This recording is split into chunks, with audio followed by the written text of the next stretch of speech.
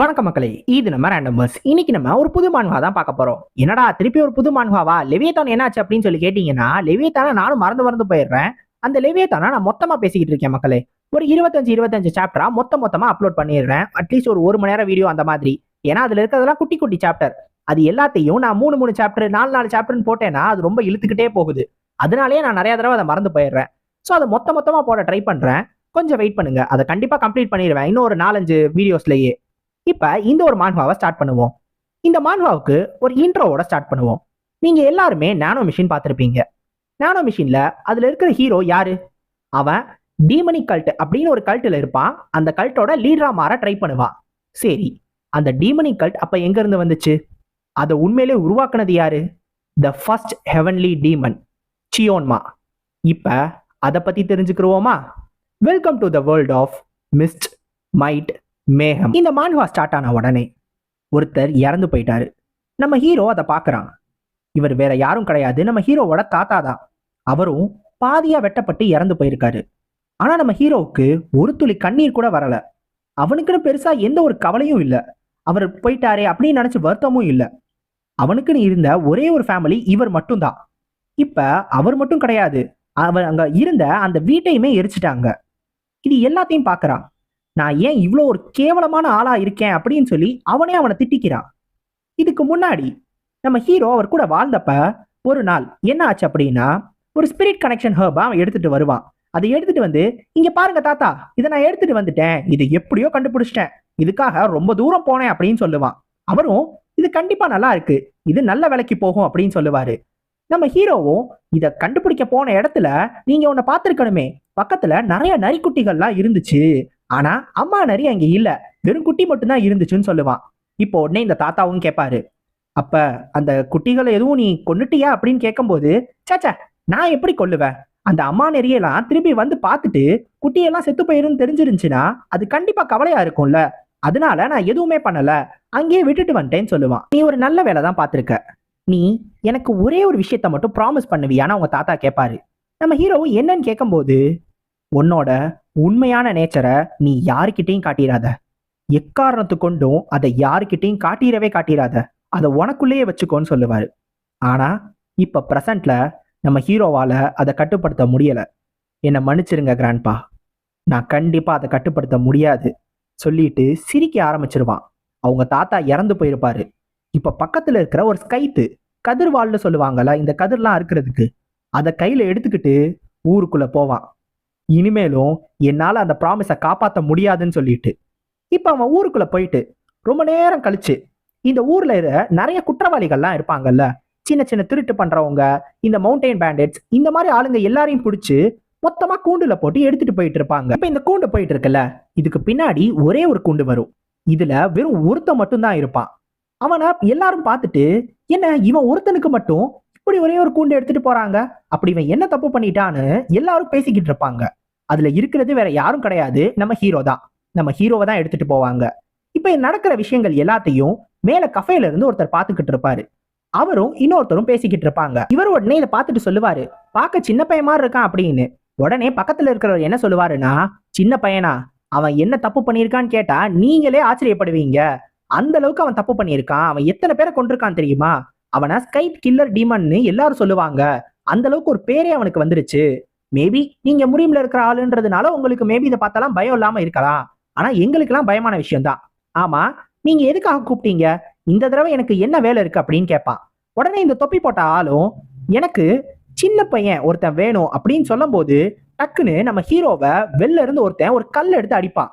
உனக்கெல்லாம் இருக்கிறதுலே கொடுமையான தண்டனை தான் கிடைக்கணும் அப்படின்னு. நம்ம ஹீரோ அதை பார்த்து ஒண்ணுமே ரியாக்ஷனே கொடுக்க மாட்டான். அவன் கண்ணுல இவ்வளோத்தையும் நம்ம பண்ணிட்டோமேன்னு ஒரு துளி வருத்தம் இருக்காது, அடுத்து நம்மளை என்ன பண்ண போறாங்கன்னு ஒரு துளி பயமும் இருக்காது. இப்ப அவனை பார்த்தா அவன் முகமும் ஒரு மாதிரி ஒரு பொண்ணோட ஃபேஸ் மாதிரி இருக்கும். இதை பார்த்த உடனே அந்த தொப்பி போட்டவன், எனக்கு இனிமேல் யாரும் தேவையில்ல அப்படின்னு சொல்லிட்டு அவன் அங்க இருந்து போயிடுவான். நம்ம ஹீரோவை கண்டுபிடிச்சிட்டான், நம்ம ஹீரோவே தனக்கு போதும் அப்படின்னு. இப்ப நம்ம ஹீரோவை ஒரு பிரிசன்ல வச்சிருப்பாங்க. சுத்தி இருக்கிறவங்க எல்லாரும் கண்காணிச்சுக்கிட்டே இருப்பாங்க. இப்ப நம்ம ஹீரோ யோசிப்பா, நான் ரொம்ப அவசரப்பட்டுட்டேன் அப்படின்னு. ஆக்சுவலா நம்ம ஹீரோ அத்தனை பேரை கொன்னால, அவன் கடைசியா மாற்றுறதுக்கு முன்னாடி ஒருத்தன் கூட சண்டை போட்டிருப்பான். அவன் தான் தன்னோட தாத்தாவை கொன்னதா நம்ம ஹீரோ ரொம்ப நம்புவான். அதனாலேயே அவனை துரத்திட்டு போய் அவனையும் கொண்டுலாம் நினைப்பான். ஆனா நம்ம ஹீரோ ஏதாவது ஒண்ணு ட்ரை பண்றதுக்கு முன்னாடியே ரொம்ப ஈஸியாவே அவனை பிடிச்சு நம்ம ஹீரோவை தோக்கடிச்சிருவான். நம்ம ஹீரோ எப்படியோ இவனை கண்டுபிடிச்சிட்டோம், ஆனா என்னால இவனை கொல்ல முடியாம போயிடுச்சே. ஒருவேளை நான் திரும்பி இவன் கூட சண்டை போட்டாலும் இதே ரிசல்ட் தான் வரும். இவனை எப்படி கொல்றதுன்னு எனக்கு சுத்தமா ஐடியாவே இல்லை. ச்சே, மார்ஷியல் ஆர்ட்ஸ். ஒருவேளை நான் மார்ஷியல் ஆர்ட்ஸை கத்துக்கிட்டேன்னா என்னால் அவனை தோக்கடிக்க முடியுமா அப்படின்னு சொல்லி யோசிச்சுக்கிட்டு இருப்பான். இருந்தாலும் தனக்கு இன்னொரு சான்ஸ் கிடைக்கவும் கிடைக்காது, இனிமேல் தான் உயிரோட இருக்கவும் போறதில்லைன்னு நினைப்பான். அப்ப நம்ம ஹீரோவோட கால் கீழே ஒரு மாதிரி ஒரு வித்தியாசமான புகை வரும். புகையா? பக்கத்துல எதுவும் பத்தி எரியுதா என்ன? இல்லையே, இதை பார்த்தா எரியறதுல இருந்து வர புகை மாதிரி தெரியல. ஏதோ ஒன்று வித்தியாசமா இருக்கு. இதுல இருக்கிறத பார்த்தா லிசார்டோட tail, purple parsnip, valerian root, birth root, இது எல்லாம் தூக்கத்தை ஏற்படுத்துறது.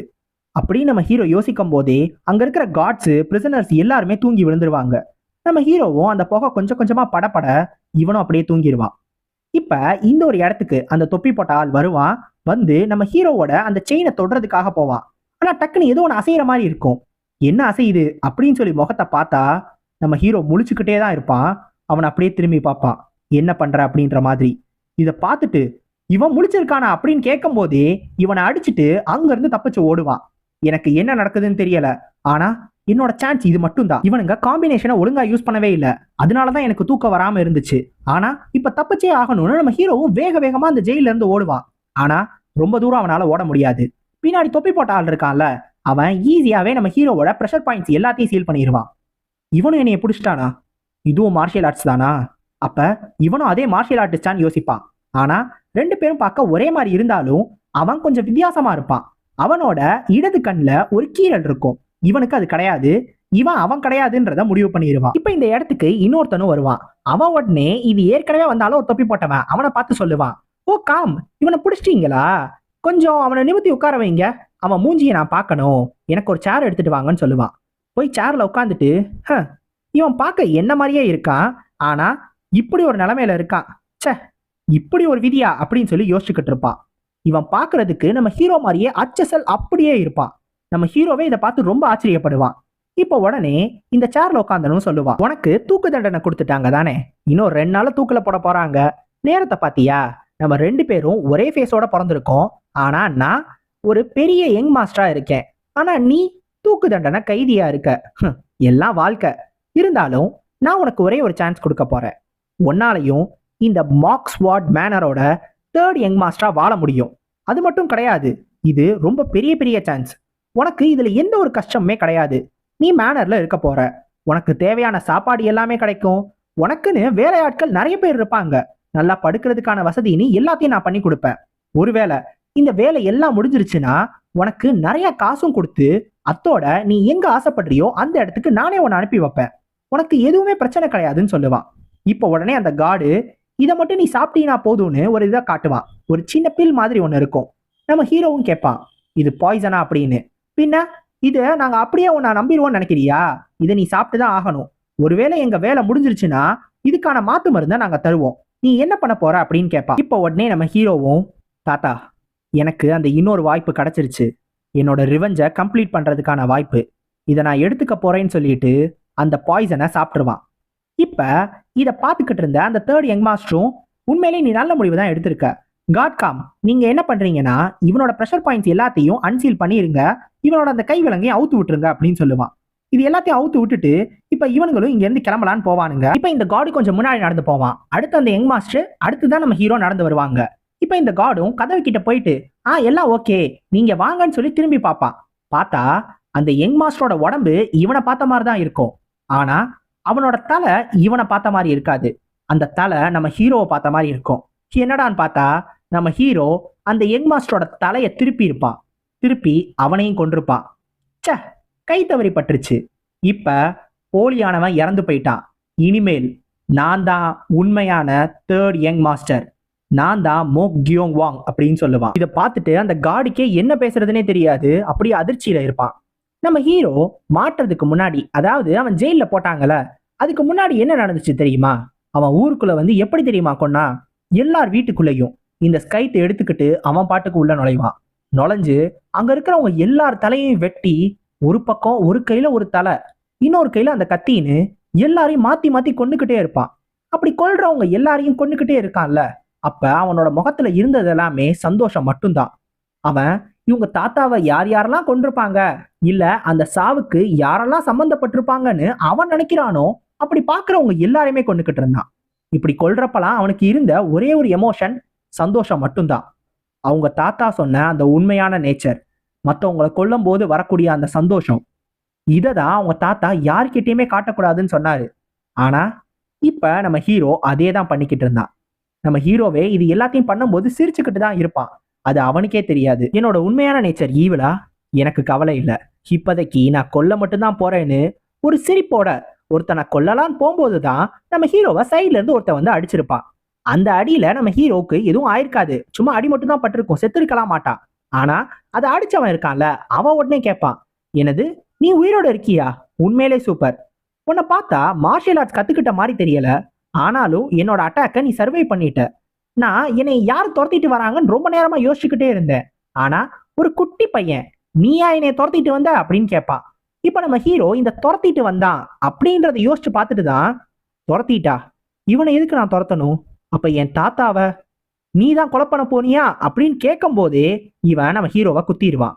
குத்திட்டு, நீ ஒரு சாதாரண பையன், அதுவும் மார்ஷியல் ஆர்ட்ஸ் கத்துக்கவே இல்லை, இருந்தாலும் என்னோட அட்டாக்கை சர்வை பண்ணிட்ட, உன்னை உயிரோட விடுறது நல்லது கிடையாது, நீ இப்பவே செத்துருன்னு நம்ம ஹீரோவை குத்திடுவான். நம்ம ஹீரோ ரொம்ப ரொம்ப ஈஸியாவே இவன் கிட்ட தோத்து போயிட்டான். இவனை கண்டுபிடிச்சும் தன்னால ஒண்ணுமே பண்ண முடியலையே, இப்படிதான் நான் சாக போறேன்னா நினைப்பான். ஆனா அவன் சாகல. அந்த ஒரு கத்தி குத்து எல்லாத்தையுமே அவன் சமாளிச்சிருப்பான், சமாளிச்சு உயிரோட தான் இருப்பான். இருந்தாலும் தன்னை சீக்கிரமே தூக்கில போட்டுருவாங்க, இனிமேலும் தனக்கு சான்ஸ் கிடைக்க போறது இல்ல அப்படின்றது நம்ம ஹீரோவுக்கு அப்பவே தெரிஞ்சு போச்சு. ஒருவேளை ஒருவேளை தனக்குன்னு ஒரு சான்ஸ் கிடைச்சிச்சுன்னா அதை கண்டிப்பா நான் விடவே மாட்டேன்னு அப்பவே யோசிப்பான். இப்ப அந்த சான்ஸ் தன்னையே தேடி வந்திருக்கு, சும்மா விடுவானா என்ன, தலையை திருப்பிட்டான், அவ்வளோதான். இப்ப அந்த காடை பார்த்து திருப்பி சொல்லுவான், போலியான ஆள் செத்து போயிட்டான், இனி நான் தான் மோக்யோங் வாங் அப்படின்னு. இப்ப உடனே இந்த காடு கோவப்பட்டு இவனை எடுத்து கழுத்தை பிடிச்சு, டேய் பைத்தியக்காரனா நீ, என்ன எங்க யங் மாஸ்டரை கொண்டுட்டியா, உனக்கும் சாக விருப்பம் இருக்கா அப்படின்னு கேட்பான். இல்லவே இல்லை, நீங்க என்ன மாதிரி ஒரு ஆளை யூஸ் பண்ணணும், அதுவும் இவனுக்கு பதிலா யூஸ் பண்ணணும்னு நினைக்கிறீங்கன்னா அப்ப என்னைய ஏதோ ஒரு ஆபத்துக்காக தானே எடுத்துட்டு போறீங்க, என்னைய கொண்டு போய் கொன்றலாம் நினைக்கிறீங்க. ஒருவேளை நான் உங்க பேச்ச கேட்டேன்னா அப்பதான் நான் சாவேன், இப்ப சாக மாட்டேன்னு சொல்லுவான்.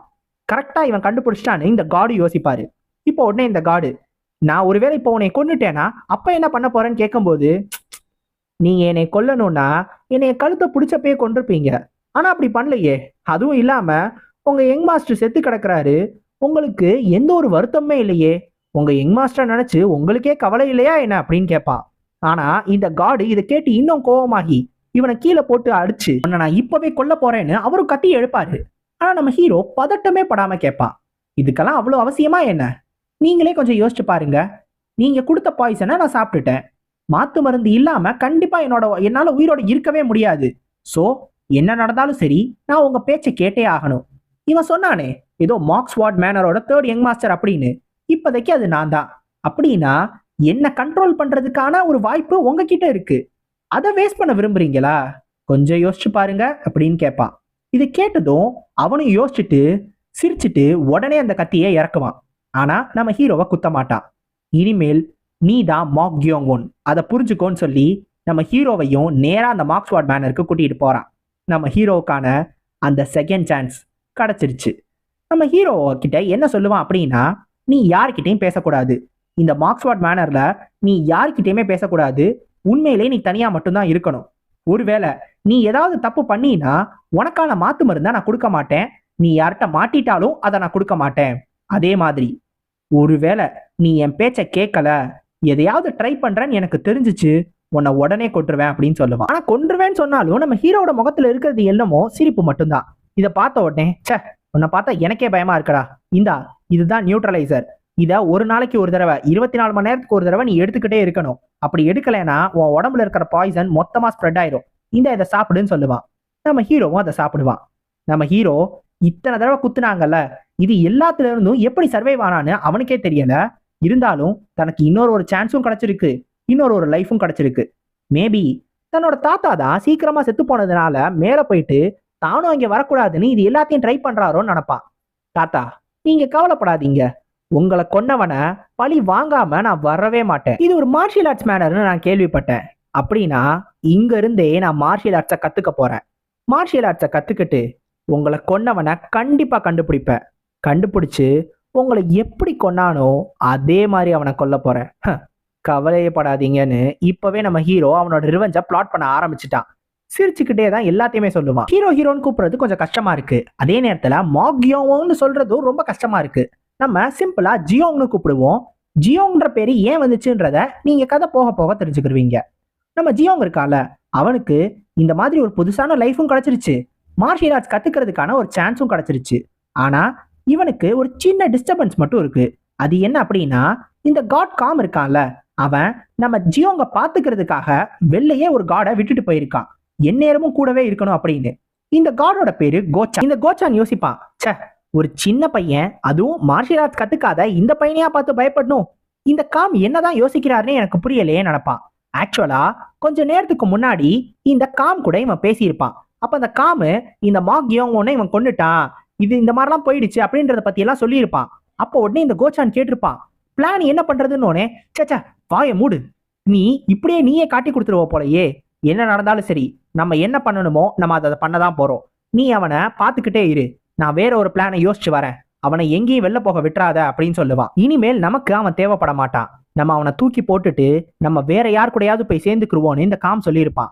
இப்போ உடனே இந்த கோச்சான் கேட்பான், ஆனா காம், நீங்க தான் அவனுக்கு பாய்சன் கொடுத்துட்டேன்னு சொல்றீங்க, மாத்து மருந்து இல்லாம அவனால நம்மள ஒண்ணுமே பண்ண முடியாதே, அவன் கண்டிப்பா நம்மளோட பேச்சு கேட்டுதானே ஆகணும், ஏன் நம்ம அவனையே யூஸ் பண்ணிக்க கூடாதுன்னு கேட்கும்போது, இல்ல, இவன் சரியான ஆள் கிடையாது, இவன் நம்ம பேச்சை கேட்கிற ஆள்லாம் கிடையாது, அவன் தூக்கு தண்டனை கைதி, அவனுக்கு ஒரு சான்ஸ் கொடுத்து பாய்சனே அவனுக்கு கொடுத்த போது கூட அவன் வெளில வந்த உடனே அவன் பண்ண விஷயம் என்ன, மாக்யோங்கோனை கொன்னுட்டான்.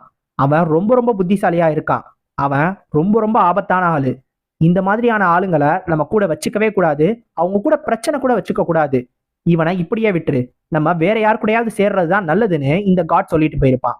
இப்ப இதை கேட்டுதான் இந்த கோச்சான், சே, இந்த பையன் கிட்ட அப்படி என்ன இருக்கு, இவனை பார்த்து நம்ம எதுக்கு பயப்படணும், இருந்தாலும் அந்த காம் சொல்றதை நான் கேட்டுதான் ஆகணும்னு யோசிச்சுக்கிட்டு இருப்பான். இப்ப நம்ம ஜியோங் யோசிப்பான், என்ன இருந்தாலும் இவன் ஒரு காடு தான், இருந்தாலும் எனக்கு ஒரு விஷயம் புரியவே இல்லை, நான் இங்க வந்து கொஞ்ச நாள் ஆகுது, இந்த இடத்தையும் நான் கொஞ்சம் புரிஞ்சுக்க ஆரம்பிச்சிட்டேன், இந்த இடம் ஒன்றும் அவ்வளோ ஆபத்தான இடம் கிடையாது, அப்படி இருக்கிறப்ப என்ன மாதிரி ஒரு போலியான ஆளு எதுக்காக இவங்களுக்கு தேவை, ஒரு போலியான ஆள் தேவைப்படுற அளவுக்கு அப்படி என்ன பிரச்சனை, அதுவும் இல்லாம அந்த காடு இன்ன வரைக்கும் என்கிட்ட வந்து எதுக்காக என்னை கூட்டிட்டு வந்தான்னு சொல்லவே இல்லை, அப்ப அவன் என்னை தூக்கி போட போறான், நான் அவனுக்கு இனிமேல் தேவைப்பட போறது இல்லை, வேற யார் கூடயோ அவன் போய் சேர போறான். ஹோஹோ, எனக்கேவா? இதை யோசிச்சுட்டு நம்ம ஹீரோ டைரக்டா வெளில வந்து டக்குன்னு அந்த கோச்சானை பார்ப்பான். அந்த கோச்சான் என்ன வேணும்னு கேட்கும்போது, இல்ல நான் சும்மா தான் வெளில காத்து வாங்கலான்னு வந்தேன், எனக்கு ஒரே ஒரு கேள்வி மட்டும் இருக்கு, அதுக்கு மட்டும் பதில் சொல்லு அப்படின்னு சொல்லுவான். ஆனா இந்த கோச்சான் வாயை மூடிட்டு நீ உள்ள போயிரு, தேவையே இல்லாம பிரச்சனை பண்ணினா அவ்வளவுதான் அப்படின்னு சொல்லுவான். ஆனா நம்ம ஜியோங் கேட்பான், நீ உன்னோட பேர் கோச்சான் தானே சொன்ன, வெறும் ஒரே ஒரு கேள்வி தானே, அதுக்கு மட்டும் பதில் சொல்றதுனால அப்படி என்ன ஆயிர போகுதுன்னு கேட்கும்போது உடனே இந்த கோச்சான் கோவப்பட்டு அவனோட சட்டையை பிடிச்சு நேரா செவுத்திக்கிட்ட மோதி, உன்னோட நிலைமை என்னன்னு உனக்கு இன்னும் புரியலையா என்ன, என்கிட்ட பிரச்சனை பண்றது உனக்கு நல்லது கிடையாது, அதனால ஒழுங்கு மரியாதையா உள்ள போயிரு அப்படின்னு சொல்லுவான். உடனே நம்ம ஹீரோ, நீ அந்த காட் காம் இருந்தானே அவன் அளவுக்கு ஸ்ட்ராங் இல்லைன்னு நினைக்கிறேன், ரொம்ப வீக்கா இருக்கான்னு சொல்லி அவனோட தோல் மேல ஒரு கை வச்சு அந்த காட் காம் நம்ம ஹீரோவை எப்படி போட்டானோ அதே மாதிரி தூக்கி போட்டு பின்னாடி லாக் பண்ணி பிடிச்சிருவான். அவ்வளவுதான். இப்ப டக்கு டக்குன்னு அவனோட ப்ரெஷர் பாயிண்ட்ஸை சீல் பண்ண ஆரம்பிச்சிருவான். இப்போ உடனே இந்த கோச்சான் யோசிப்பான், எனது என்னோட பாடியை அசைக்க முடியல, என்னோட ப்ரெஷர் பாயிண்ட்ஸை சீல் பண்ணிட்டானா, இவன் மார்ஷியல் ஆர்ட்ஸ் தெரியாத ஆளுதானே, அப்ப இது எல்லாத்தையும் மறைச்சிக்கிட்டு இருக்கானோனே நம்ம ஹீரோ யோசிப்பான், என்ன நீ உன் கையை அசைக்கிற, நான் தப்பா பண்ணிட்டேனோ, ஆனா அந்த காட் காம் இதை தானே பண்ணாரு, அவர் பண்ணதை நானும் அப்படியே பண்ணேன், ஆனாலும் ஒர்க் அவுட் ஆகலையோ, சே, இந்த மார்ஷியல் ஆர்ட்ஸ் என்ன நான் நினைச்சதை விட கஷ்டமா இருக்குன்பா. இப்ப இந்த கோச்சானுக்கு இது இன்னும் பெரிய அதிர்ச்சியா இருக்கும். என்னது, இவன் பார்த்தோன்னே அதை காப்பி பண்ணிட்டானா, வெறும் ஒரு தடவை பார்த்ததுக்கேவா, நான் காம் சொல்லும் போது நம்பல, இப்ப நம்புறேன், இவன் உண்மையிலே ஆபத்தான ஆளுதான், இவன் கிட்ட பிரச்சனை வச்சுக்கவே கூடாது அப்படின்னு யோசிப்பான். டக்குன்னு ஜியோங்க பார்த்து, நீ பாய்சனை பத்தி மறந்துட்டியா என்ன, ஒருவேளை 24 மணி நேரத்துக்கு ஒரு தடவை நாங்க அந்த நியூட்ரலைசரை கொடுக்கலனா நீ செத்து போயிருவ. அப்ப என்ன பண்ண போறேன்னு கேட்கும்போது நம்ம ஹீரோ உடனே அவனோட வாயை பிடிச்சு, ஆமா பாய்சன் தானே, அதை பத்தி நான் மறந்தே போயிட்டேன்னு சொல்லி தன்னோட விரலை லைட்டா கடிச்சு வெறும் ஒரே ஒரு துளி ரத்தத்தை மட்டும் அந்த கோச்சானோட வாயில போடுவான். அந்த ஒரு துளி ரத்தம் பட்ட உடனே கோச்சானுக்கு அப்படியே எரிய ஆரம்பிச்சிரும். இது பாய்சன் ஆச்சே, நான் என்னோட எனர்ஜியை சர்க்குலேட் பண்ணி ஆகணும், இந்த பாய்சனை நான் என்னோட உடம்புல இருந்து வெளியேற்றியே ஆகணும் அப்படின்னு அவன் பதட்டப்பட்டுக்கிட்டு இருக்கும் போது நம்ம ஹீரோ அமைதியா சொல்லுவான், நான் என்னோட சின்ன வயசுல இருந்து எல்லா பாய்சனையும் ட்ரை பண்ணி பார்த்திருக்கேன். ஹர்ப்ஸ்லாம் கேதர் பண்ணும்போது நிறைய பாய்சனை ட்ரை பண்ணியிருக்கேன். அதனாலேயே ஒரு கட்டத்துக்கு மேல என்னோட மொத்த ரத்தமுமே பாய்சனா ஆக ஆரம்பிச்சிருச்சு. நான் ஹர்ப்ஸை பார்த்தாலே அது என்னன்றதை கண்டுபிடிச்சிருவேன். அதை ஸ்மெல் பண்ணி டேஸ்ட் பண்ணேனாலே எனக்கு போதும். அதனாலேயே நிறைய பாய்சன்ஸ் என் மேல ஒர்க்கே ஆகாது. ஸோ உங்களோட நியூட்ரலைசரும் எனக்கு தேவையில்ல, உங்க ஆன்டிடோட்டும் எனக்கு தேவையில்ல. ஆமா, நான் உங்கள்கிட்ட கேள்வி தானே கேட்க வந்தேன். இப்ப நான் கேள்வி கேட்கறேன். இப்ப நீங்க எனக்கு பதில் சொல்லுவீங்க நான் நம்புறேன். இந்த மோக்ஸ்வோர்ட் மேனரை பத்தி எனக்கு கொஞ்சம் சொல்லுங்க. அதுவும் இல்லாம ஒரு விஷயத்த மறந்துடாதீங்க. இப்ப என்னோட ஒரு துளி ரத்தத்தை கொடுத்தேன்ல, அது நீங்க கொடுத்த பாய்சனை விட ரொம்ப ரொம்ப பாய்சனஸ். அதனால அதை எப்படி குணப்படுத்தணும்னு எனக்கு மட்டும்தான் தெரியும். ஸோ நீங்க என்னோட கேள்விக்கு பதில் சொல்லுவீங்க நான் நம்புறேன், இல்லையா கோச்சான் அப்படின்னு நம்ம ஹீரோ கேட்பான். இதை பார்த்துட்டு அந்த கோச்சான், இவன் ஆபத்தான ஆளு மட்டும் கிடையாது, இவன் ஒரு டீமன்னு யோசிச்சுக்கிட்டு இருப்பான். இப்ப இந்த மோக்ஸ்வோர்ட் மேனர் இருக்குல்ல, இதோட அந்த மாஸ்டர் இருக்கார்ல, அவரு ரொம்ப முடியாம அவரோட ரூம்ல படுத்துக்கிட்டு இருப்பாரு. இவருக்கு ரொம்ப நாளாவே இப்படி ஒரு பிரச்சனை இருக்கு. இப்ப இவரை பார்க்க வந்த அந்த மெடிசினல் ஹால் லீடருக்கும் இவருக்கு என்ன பிரச்சனை இருக்கு, என்ன ட்ரீட்மெண்ட் கொடுக்கணும்னே தெரியாது. இவரும் என்னென்னமோ ட்ரை பண்ணி பார்த்துட்டாராம். ஆனா இவரோட வியாதியை இவரால் குணப்படுத்தவே முடியலையா. அட்லீஸ்ட் இவர் இந்த மாதிரி படுத்த படுக்கையா ஆகிறதுக்கு முன்னாடியாவது ஒரே ஒரு சக்சஸரை மட்டும் சூஸ் பண்ணி இருந்தாருன்னா இவ்வளவு பிரச்சனை இருக்காதுன்னு இந்த மெடிசினல் ஹால் லீடர் யோசிச்சுக்கிட்டு இருப்பாரு. ஆக்சுவலா இந்த மோக்ஸ்வோர்ட் மேனர்ல மொத்தம் 4 பசங்க. இந்த 4 பசங்கள்ல இந்த மாஸ்டருக்கு அப்புறம் அடுத்து யாரு வருவாங்க அப்படின்றத இந்த மாஸ்டர் சூஸ் பண்ணவே இல்லை. அதுக்கு முன்னாடியே அவருக்கு இந்த வியாதி வந்து அவர் இந்த நிலைமைக்கு போயிட்டாரு. இப்ப ஒருவேளை இந்த மாஸ்டர் இறந்து போனாரு, அந்த 4 பசங்களும் கண்டிப்பா அடிச்சுக்கிருவாங்க. இங்க ஒரு ரத்த பூமியே ஓடும். அது மட்டும் கிடையாது, இந்த மாஸ்டரோட ஃபர்ஸ்ட் ஒய்ஃப், அந்த அம்மா அவங்க பையனுக்கு தான் இது கிடைக்கணும்ன்றதுக்காக என்ன வேணாலும் பண்ணும், யாரை வேணாலும் கொல்லும் அப்படின்னு இந்த மெடிசினல் ஹால் லீடர் யோசிச்சுக்கிட்டு இருப்பாரு. இப்ப கரெக்டா இந்த மேனர் மாஸ்டரை பாக்குறதுக்காக அந்த ஃபர்ஸ்ட் ஒய்ஃபே வரும், லேடி சியோ. மாஸ்டர் எப்படி இருக்காருன்னு இந்த லேடி சியோக்கும் கேட்கும். உடனே இவரும் சொல்லுவாரு, எனக்கு என்ன பண்றதுனே தெரில அப்படின்னு. இப்ப இந்த அம்மா சொல்லும், அப்படியா, அப்ப நம்ம ஷாமான் கிட்ட போறதுதான் சரி அப்படின்னு சொல்லும். என்னது ஷாமானிசம்ன்றது ஒரு மூட நம்பிக்கை, அதெல்லாம் நம்புறீங்களா? மாஸ்டருக்கு அதனால ஏதாவது ஆயிடுச்சுன்னா என்ன பண்றதுன்னு கேட்கும் போது, அப்ப என் ஹஸ்பண்ட் அப்படியே சாகிறத பாத்துக்கிட்டு இருக்கணும்னு நினைக்கிறீங்களா? முதல்ல நீங்க வெளில போங்க, நான் ஏற்கனவே ஒரு ஷாமான வர சொல்லிட்டேன், இது எல்லாத்தையும் நானே பாத்துக்கிறேன்.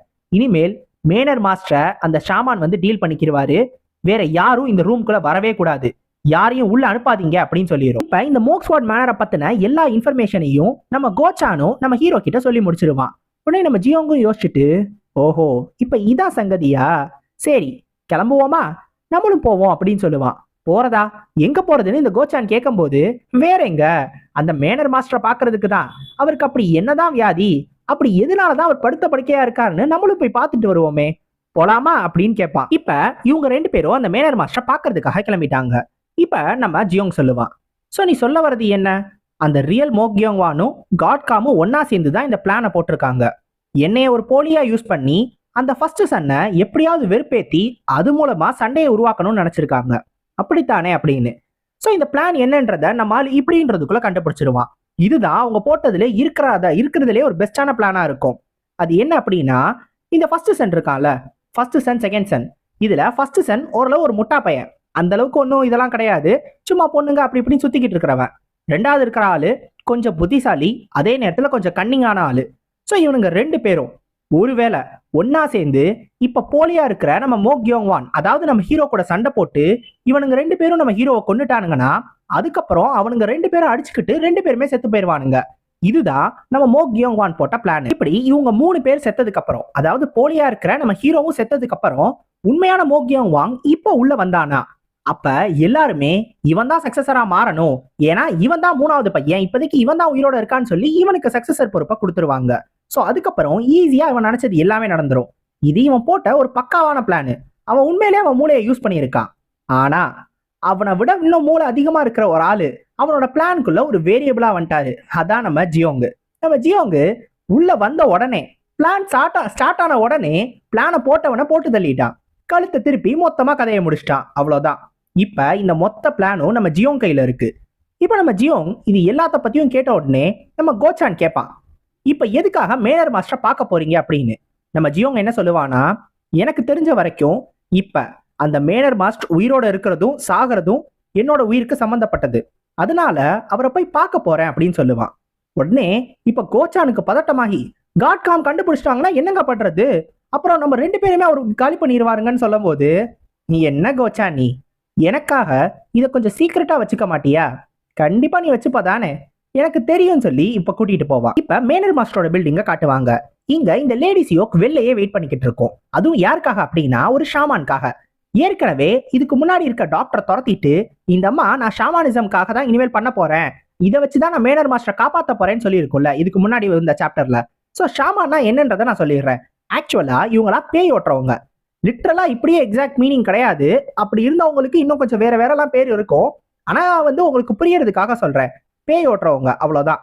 சோ இப்படி ஒரு ஆளை தான் இப்ப இந்த அம்மா கூப்பிடுது. ஏன்னா இவரை குணப்படுத்த முடியல, மேபி பேய் தான் பிடிச்சிருக்குன்னு சொல்லி இந்த அம்மா இவரை கூப்பிட்டு இருக்கு. இப்ப இந்த ஷாமானும் இங்க வந்திருக்காரு. வந்த உடனே கேட்பாரு, நான் மேனர் மாஸ்டரை பார்க்கலாமான்னு. இவரோட பேரு மியோஷின். இப்ப இந்த மியோஷின் வந்த உடனே இந்த லேடி சியோக்கும் சொல்லும், நீங்க உண்மையிலேயே திறமசாலின்னு நான் கேள்விப்பட்டேன், அதனாலதான் நான் உங்களை நம்புறேன். இப்ப இந்த மியோஷினும் சொல்லுவான் அந்த லேடி சியோக்க பார்த்து, நான் இந்த ரிச்சுவலை பண்றதுக்கு ரொம்ப நேரம் ஆகும், அதனால ஒரு 30 யார்டுக்கு யாரும் பக்கத்துல வரவே கூடாது, என்னைய முக்கியமா யாரும் டிஸ்டர்ப் பண்ணிடவே கூடாது, இல்லைன்னா அதுவே இன்னும் ஒரு பெரிய ஆபத்தை அவருக்கு கொண்டு வந்துடும், நீங்களும் இந்த இடத்துல இருந்து கிளம்பிடணும்னு சொல்லுவாரு. இப்ப இந்த லேடி சியோக் சொல்லும், நான் என்ன கேட்டேனோ அது உங்களுக்கு ஞாபகம் இருக்குதானே அப்படின்னு. அவரும், எனக்கு நல்லா ஞாபகம் இருக்கு, அந்த மேனர் மாஸ்டரோட சீலும் சீக்ரெட் மேனுவலும் அதானே உங்களுக்கு வேணும், கண்டிப்பா அதை நான் கண்டுபிடிப்பேன்னு சொல்லுவாரு. நீங்க கண்டுபிடிச்சீங்கன்னா உங்களுக்கு நான் 300 காயின்ஸ் தரேன், நீங்க இப்ப வேலையை ஆரம்பிக்கலாம், நீங்க இங்க இருந்து எல்லாரும் கிளம்ப சொல்லிட்டு அந்த அம்மாவும் இந்த இடத்துல இருந்து கிளம்பிடும். இப்ப இந்த லேடி சியோக்கு இந்த மேனர் மாஸ்டரோட வீட்டுல இருந்து வெளில வந்த உடனே மோ கியூச்சுன்னு இருப்பான். இந்த மோ கியூச்சுன் தான் இந்த 4 பசங்கள்ல 4வது பையன். இவனை பத்தி ரொம்ப நேரமா பெருசா காட்டவே இல்லைல. ஏன் அப்படி காட்டல அப்படின்னா, இவன் ஒரு லீகலான ஒய்ஃப்க்கு பிறந்த ஒரு பையன் கிடையாது. சோ அதனாலதான் இவனை பத்தி பெருசா யாரும் கண்டுக்கவே இல்ல. இவன் கண்டிப்பா அடுத்த சக்சஸரா மாற மாட்டான்னு தான் எல்லாரும் நம்புறாங்க. ஆனா இதுல ஒரு பெரிய விஷயம் என்னன்னா, இருக்கிறதுலயே இவன் தான் 4 பேர்ல ரொம்ப ரொம்ப திறமசாலி, இருக்கிறதுலே பக்காவான ஒரு ஆளு. ஆனா இவனை யாரும் கண்டுக்க மாட்டாங்க. இவன் தானாவே ட்ரைனிங் எடுத்துக்கிட்டு இருப்பான். இப்ப இவங்க எல்லாரும் போன உடனே நம்ம ஹீரோவும் கரெக்டா இந்த இடத்துக்கு வந்துருவான், கோச்சான கூப்பிட்டுட்டு. நம்ம ஹீரோவும் இந்த மோக்கியூச்சனை பார்ப்பான். ஆமா யாருவன் அப்படின்னு கேட்கும் போது நம்ம கோச்சான் தான் சொல்லுவான், அதுதான் 4வது பையன், மார்ஷியல் ஆர்ட்ஸ்ல ட்ரைனிங் எடுத்துக்கிட்டு இருக்கான் அப்படின்னு. இவன் இருக்கிறதுலயே ரொம்ப திறமசாலி அப்படின்றதுனாலதான் இவங்க அப்பாவுக்கே ரொம்ப பிடிச்சு போய் இவனை இன்ன வரைக்கும் வச்சிருக்காரு. சோ அவங்க அப்பாவோட சப்போர்ட்னாலதான் அவன் இன்ன வரைக்குமே இருக்கான். ஒருவேளை இந்த மேனர் மாஸ்டர் இறந்துட்டாரு, இவனையும் வெளில துரத்திடுவாங்க, அது அவனுக்கும் தெரியும். இப்ப நம்ம ஹீரோவும் கேட்பான், அவன் பண்றது மார்ஷியல் ஆர்ட்ஸ் ட்ரைனிங்கா அப்படின்னு. நம்ம கோச்சான் என்ன சொல்லுவானா, இது ஹார்ஸ் ஸ்டெப்கான ட்ரைனிங், இது உங்களோட லோயர் பாடியோட ஸ்ட்ரென்த்தை அதிகப்படுத்தும். மார்ஷியல் ஆர்ட்ஸ் முக்காவாசி லோயர் பாடியை பேஸ் பண்ணதுதான். ஸோ பேஸ் ஸ்ட்ராங்கா இருந்தாதான் எந்த மார்ஷியல் ஆர்ட்ஸ்னாலும் நம்ம யூஸ் பண்ண முடியும் அப்படின்னு சொல்லுவான். ஓஹோ சரி கோச்சான், எனக்கு ஒரு விஷயத்த சொல்லு, ஒருவேளை நான் மார்ஷியல் ஆர்ட்ஸ் கத்துக்கிட்டேன்னா என்னால அந்த காட்காம கொல்ல முடியுமா அப்படின்னு. இப்ப நம்ம ஹீரோ இதை கேட்ட உடனே நம்ம கோச்சானுக்கு அதிர்ச்சி ஆயிரும். ஏன்னா நம்ம கோச்சான் இருக்கான்ல, அவனும் காட்காமும் ஒன்னா சேர்ந்து நம்ம ஹீரோவை பிளான்ல இருந்து கழட்டி விட போறானுங்க. இதை எங்க நம்ம ஹீரோ கண்டுபிடிச்சிட்டானோ, அதனாலதான் மார்ஷியல் ஆர்ட்ஸை கத்துக்கணும்னு சொல்றானோன்னு நம்ம கோச்சானுக்கு இப்ப டவுட் வந்துருச்சு. நம்ம காட்காம் கிட்ட இருந்து இவன் கேள்விப்பட்டான் நம்ம ஜியோங்கு ஓரளவு புத்திசாலின்னு. ஆனா இந்த லெவல்ல புத்திசாலியா இருப்பான்னு அவன் யோசிக்கவே இல்லை. ஏன்னா அவனை கழட்டி விட போறோன்றத முதற்கொண்டு அவன் கண்டுபிடிச்சிட்டான். அதனாலதான் போறதுக்கு முன்னாடி அவனுக்குன்னு ஏதாவது வேணும்னு மார்ஷியல் ஆர்ட்ஸை கத்துக்கணும்னு நினைக்கிறான். இருந்தாலும் நம்ம கோச்சான் என்ன தெரியுமா பதில் சொல்லுவான், யங் மாஸ்டர், மார்ஷியல் ஆர்ட்ஸை கத்துக்கிறது எல்லாமே இன்டர்னல் எனர்ஜில இருந்து ஆரம்பிக்கும். அதாவது இன்டர்னல் ட்ரைனிங். இன்டர்னல் ட்ரைனிங்ன்றது என்னன்னா, நீங்க உங்களோட எனர்ஜியை உள்ள சேர்க்கறது. அதாவது நேச்சர்ல இருந்து நிறைய ஸ்பிரிச்சுவல் எனர்ஜி இருக்கும். இந்த எனர்ஜியை நீங்க கொஞ்சம் கொஞ்சமா உங்களோட டான்டியான்ல நீங்க அக்குமுலேட் பண்ணணும். அப்படி பண்ணா மட்டும்தான் உங்களாலையும் எந்த மார்ஷியல் ஆர்ட்ஸ்னாலும் கத்துக்க முடியும். இது எல்லாமே இதுதான் பேசிக்ஸ். ஆனா அதுல ஒரு பிரச்சனை இருக்கு. இன்னர் கீய அவ்வளோ சீக்கிரம் நீங்க ஒரே நாள் 2 நாள்ல எல்லாம் கத்துக்க முடியாது. அதுக்கு நிறைய வருஷங்கள் தேவைப்படும். காட்கா மாதிரி ஒரு ஆளை தோக்கடிக்கணும்னா நீங்க பல வருஷத்துக்கு ட்ரைனிங் எடுக்கணும்னு சொல்லுவான். நம்ம ஹீரோவும், ஓஹோ அப்ப அவரை உடனே தோக்கடிக்க முடியாது, கொஞ்சம் கஷ்டம் தான் போல அப்படின்னு போயிருவான். நம்ம கோச்சான் ஒரு முக்கியமான விஷயத்த சொல்ல மறந்துட்டான். அது என்ன அப்படின்னா, இந்த இன்டர்னல் எனர்ஜி ட்ரைனிங்க்கு கூட இது ஆரம்பிக்கிறதுக்குன்னு ஒரு வயசு இருக்கு. 5ல இருந்து 9 வயசுக்குள்ள அதை ஆரம்பிக்கலைன்னா கண்டிப்பா அவங்களால அதுக்கப்புறம் அதை கத்துக்கவே முடியாது. ஸோ அதுக்கு மேல அவங்க டான்டியான் ஒரு மாதிரி வித்தியாசமாயிடும். ஸோ அதுக்கு மேல அதுல இன்னர் கீயை நம்மளால போட முடியாது. நம்ம கோச்சான் இது எதுக்காக சொல்லாம விட்டான்னா, இதை தெரிஞ்சுக்கிட்டாலும் இனிமேல் இவனால ஒண்ணுமே பண்ண முடியாது. ஏன்னா அந்த வயசெல்லாம் இவன் தாண்டிட்டான். இனிமேல் கண்டிப்பா இவனால மார்ஷியல் ஆர்ட்ஸை கத்துக்கவே முடியாதுன்னு நினைப்பான். இவன் அவன் பாட்டுக்கு சிரிச்சுக்கிட்டு இருப்பான். இவன் என்ன வேணாலும் ட்ரை பண்ணட்டும் அப்படின்னு. அடுத்த ஃப்ரேம்லயே நம்ம ஹீரோ இவன் கண்ணு முன்னாடி வந்து நிற்பான். என்ன கோச்சான், உன்னோட கண்ணை பார்த்தா ஏதோ சிரிக்கிற மாதிரி இருக்கு, பேராசை அப்படியே அதிகமா இருக்கிற மாதிரி தெரியுதே.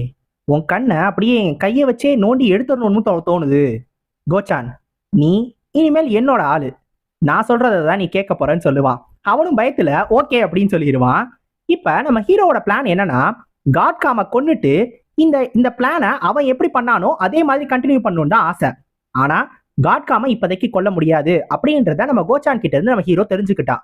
சோ வேற ஏதாவது பிளான் யோசிக்கணும்னு அவன் இப்ப யோசிச்சுக்கிட்டு இருக்கான். அப்ப நம்ம கோச்சான் பக்கத்துல வந்து நம்ம ஜியோங் கிட்ட சொல்லுவான், நம்ம இங்கிருந்து கிளம்பிடுறது தான் நல்லது யங் மாஸ்டர். ஏன்னா அந்த 4வது பையனுக்கு உண்மையான மோ கியோங்வான சுத்தமா பிடிக்காது. அதாவது உண்மையான 3வது பையனை சுத்தமா பிடிக்காதான். ஏன் தெரியுமா? 2 வருஷத்துக்கு முன்னாடி ஒரு பிரச்சனை வரும்போது இந்த 3வது பையன் அதாவது மோ கியோங்வான் ஏதோ ஒரு விஷயத்துல வந்து அவங்க அம்மாவை தப்பா பேசிட்டானா. அதனாலயே இந்த 4வது பையன் இவனை போட்டு அடி அடின்னு அடிச்சிருக்கான். அன்னையில இருந்தே இந்த 3வது பையனும் 4வது பையனும் பேசிக்கிறதே கிடையாது. சோ இப்ப இவனை பார்த்தா கண்டிப்பா கோவம் வரும். அதனால நம்ம இங்க இருந்து போயிடலாம்னு சொல்லுவான். ஆனா நம்ம ஹீரோ சிரிச்சுக்கிட்டு, சே உண்மையிலே இந்த 4வது பையன் ரொம்ப நல்லவனா இருக்கானே, இவ்வளவு அப்பாவியா இருக்கான் அப்படின்னு சொல்லுவான். என்ன சொல்றீங்க அப்படின்னு கோச்சான் கேட்கும் போது, நானா இருந்திருந்தா இந்த மாதிரி உண்மையான மோ கியோங்வானோட கை காலை சும்மா விட்டு வச்சிருக்க மாட்டேன் அப்படின்னு சொல்லிட்டு சிரிச்சுக்கிட்டே போவான். இப்ப இந்த மேனர் மாஸ்டரோட ரூம்ல இந்த மியோஷின் அந்த ரிச்சுவலுக்கு தேவையான எல்லாத்தையுமே ப்ரிப்பேர் பண்ணிடுவாரு. இவரோட உடம்புல ஏதோ ஒரு மர்டரஸ் எனர்ஜி இருக்கிறதாகவும் அதுதான் இவருக்கு இந்த மாதிரியான ஒரு இல்னஸை உருவாக்கி இருக்கு அப்படின்றதும் இவர் கண்டுபிடிச்சிருவாரு. அது பார்த்தோன்னே தெரிஞ்சிடும். அந்த மர்டரஸ் எனர்ஜியும் ஏதோ ஒரு ஈவில் ஸ்பிரிட் கிட்ட இருந்து தான் வருதுன்றதையும் கண்டுபிடிச்சிருவாரு. இப்ப இந்த மியோஷின் தெரிஞ்சுக்க வேண்டியதெல்லாம் 2 விஷயம் தான். ஒன்னு, மேனர் மாஸ்டரோட சீல் எங்க இருக்கு. 2வது, அந்த சீக்ரெட் மேனுவல் எங்க இருக்கு. இது 2 விஷயத்தையும் கேட்கறதுக்காக தான் வந்திருக்காரு. மேனர் மாஸ்டர் செத்தாலும் பொழைச்சாலும் அதை பத்தி இவருக்கு கவலையே கிடையாது.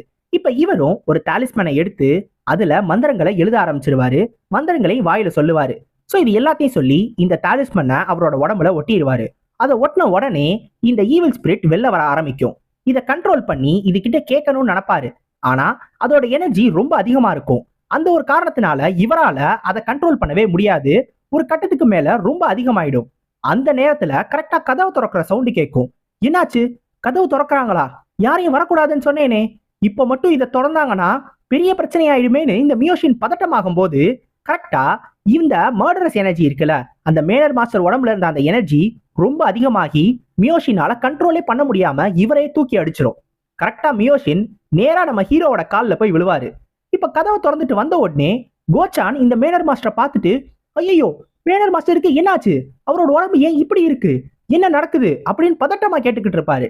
நம்ம ஹீரோ அவரை பார்த்துட்டு பதட்டமே இல்லாம அவர் பக்கத்துல போய், ஓ இவர் தான் மேனர் மாஸ்டரா, கிரீட்டிங்ஸ் ஃபாதர் அப்படின்னு அவருக்கு போய் அந்த நேரத்துல வணக்கம் சொல்லுவான். அதுவும் சிரிச்சுக்கிட்டே சொல்லுவான். இப்ப இந்த மியோஷின் கத்திக்கிட்டு இருப்பாரு, இங்க இருந்து வெளில போங்க, நீங்க யார் இங்க வந்திருக்கீங்க, நீங்க அவரோட பையனாவே இருந்தாலும் அவரோட இல்னஸை நம்மளால கண்ட்ரோல் பண்ண முடியாது.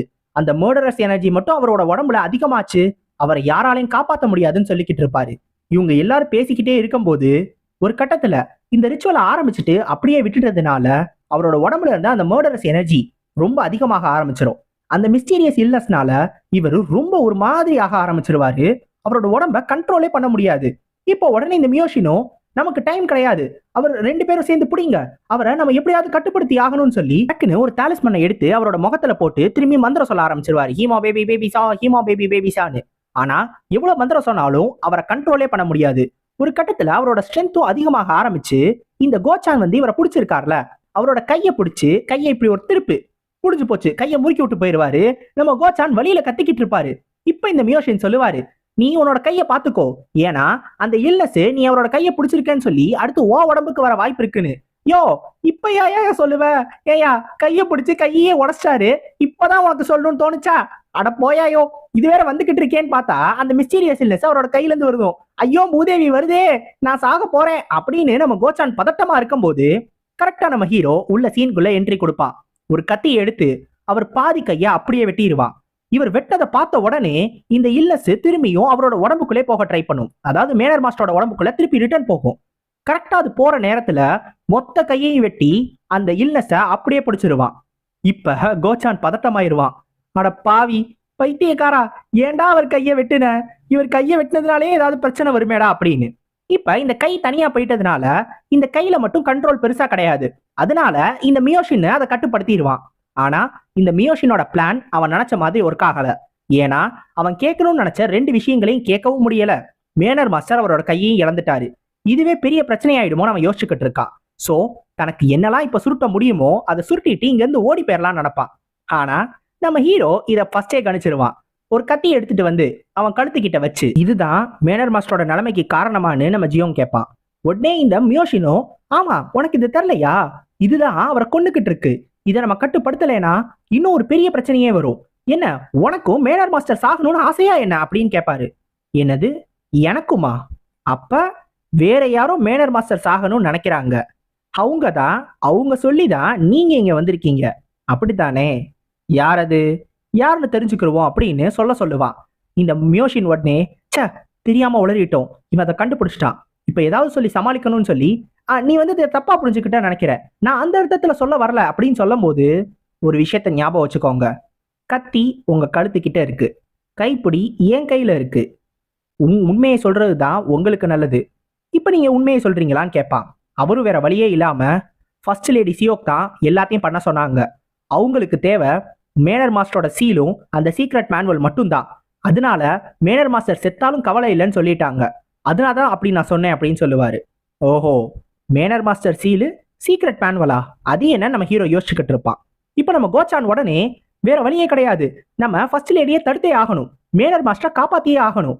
ஒருவேளை இப்ப நடந்ததெல்லாம் ஃபர்ஸ்ட் லேடிக்கு தெரிஞ்சிச்சு உங்களையும் கொல்ல ட்ரை பண்ணுவாங்கன்னு நம்ம கோச்சான் சொல்லுவான்.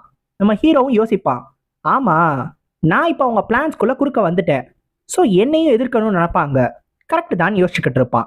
இப்போ உடனே இந்த மியோஷின் சொல்லுவான், நீங்க எனக்கு டைம் கொடுத்தீங்கன்னா மேனர் மாஸ்டரை நான் காப்பாத்திடுவேன், எனக்கு கொஞ்சம் டைம் மட்டும் கொடுங்கன்னோனே, சரி செய், ஆனா மேனர் மாஸ்டரை காப்பாத்துறது இல்ல, அந்த சீக்ரெட் மேனுவலையும் அந்த மேனர் மாஸ்டரோட சீலையும் கண்டுபிடி, அதை ட்ரை பண்ணு அப்படின்னு சொல்லுவான். அந்த 2 விஷயமும் என்னன்றது நம்ம ஹீரோக்கு தெரியாது, ஆனா ஏதோ ஒரு முக்கியமான விஷயம் மட்டும் தெரியும். ஸோ இப்போ இந்த பிளானை தனக்கேற்ற மாதிரி யூஸ் பண்ணிக்கணும்னு சொல்லி நம்ம ஹீரோ அதை 2ஐயும் கண்டுபிடிக்க சொல்லிடுவான்.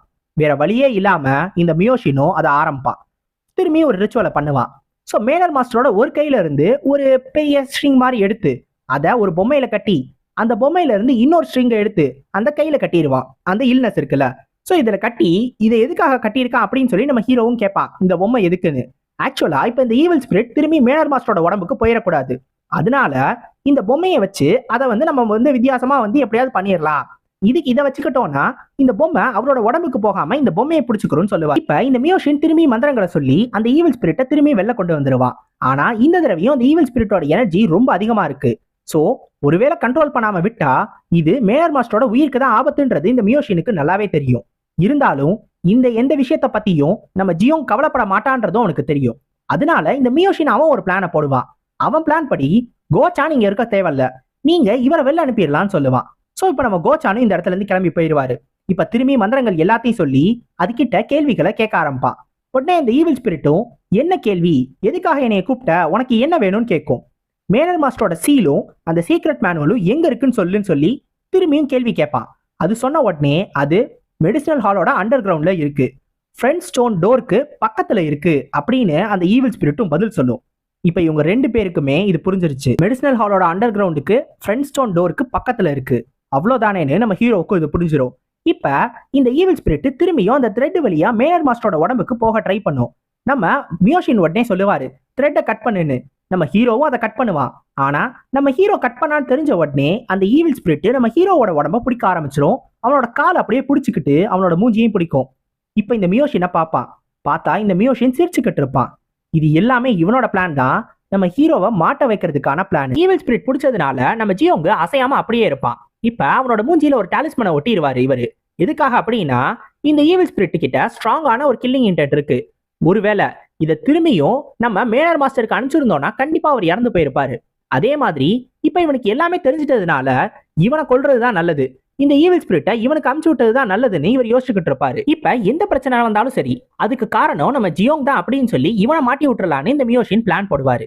இப்ப இந்த ஈவில் ஸ்பிரிட் இருக்குல்ல, அது நம்ம ஹீரோவோட உடம்புக்குள்ள இருக்கும்ல, அது உடனே என்ன யோசிக்கும்னா, நான் உன்னை மன்னிக்கவே மாட்டேன், நான் அந்த மேனர் மாஸ்டரோட உடம்புல இருந்தேன், ஆனா நீ என்னை எடுத்துட்டு கொண்டு வந்து இவனோட உடம்புல மாத்திட்டியா, இவனை பாக்குறதுக்கு கொஞ்சம் சின்ன பையனா தெரியுது, இப்ப இவனோட உடம்ப பிடிச்சு அடுத்து உன்னை என்ன பண்றேன் பாரு அப்படின்னு சொல்லி நம்ம ஹீரோவோட மைண்டுக்குள்ள போகும்.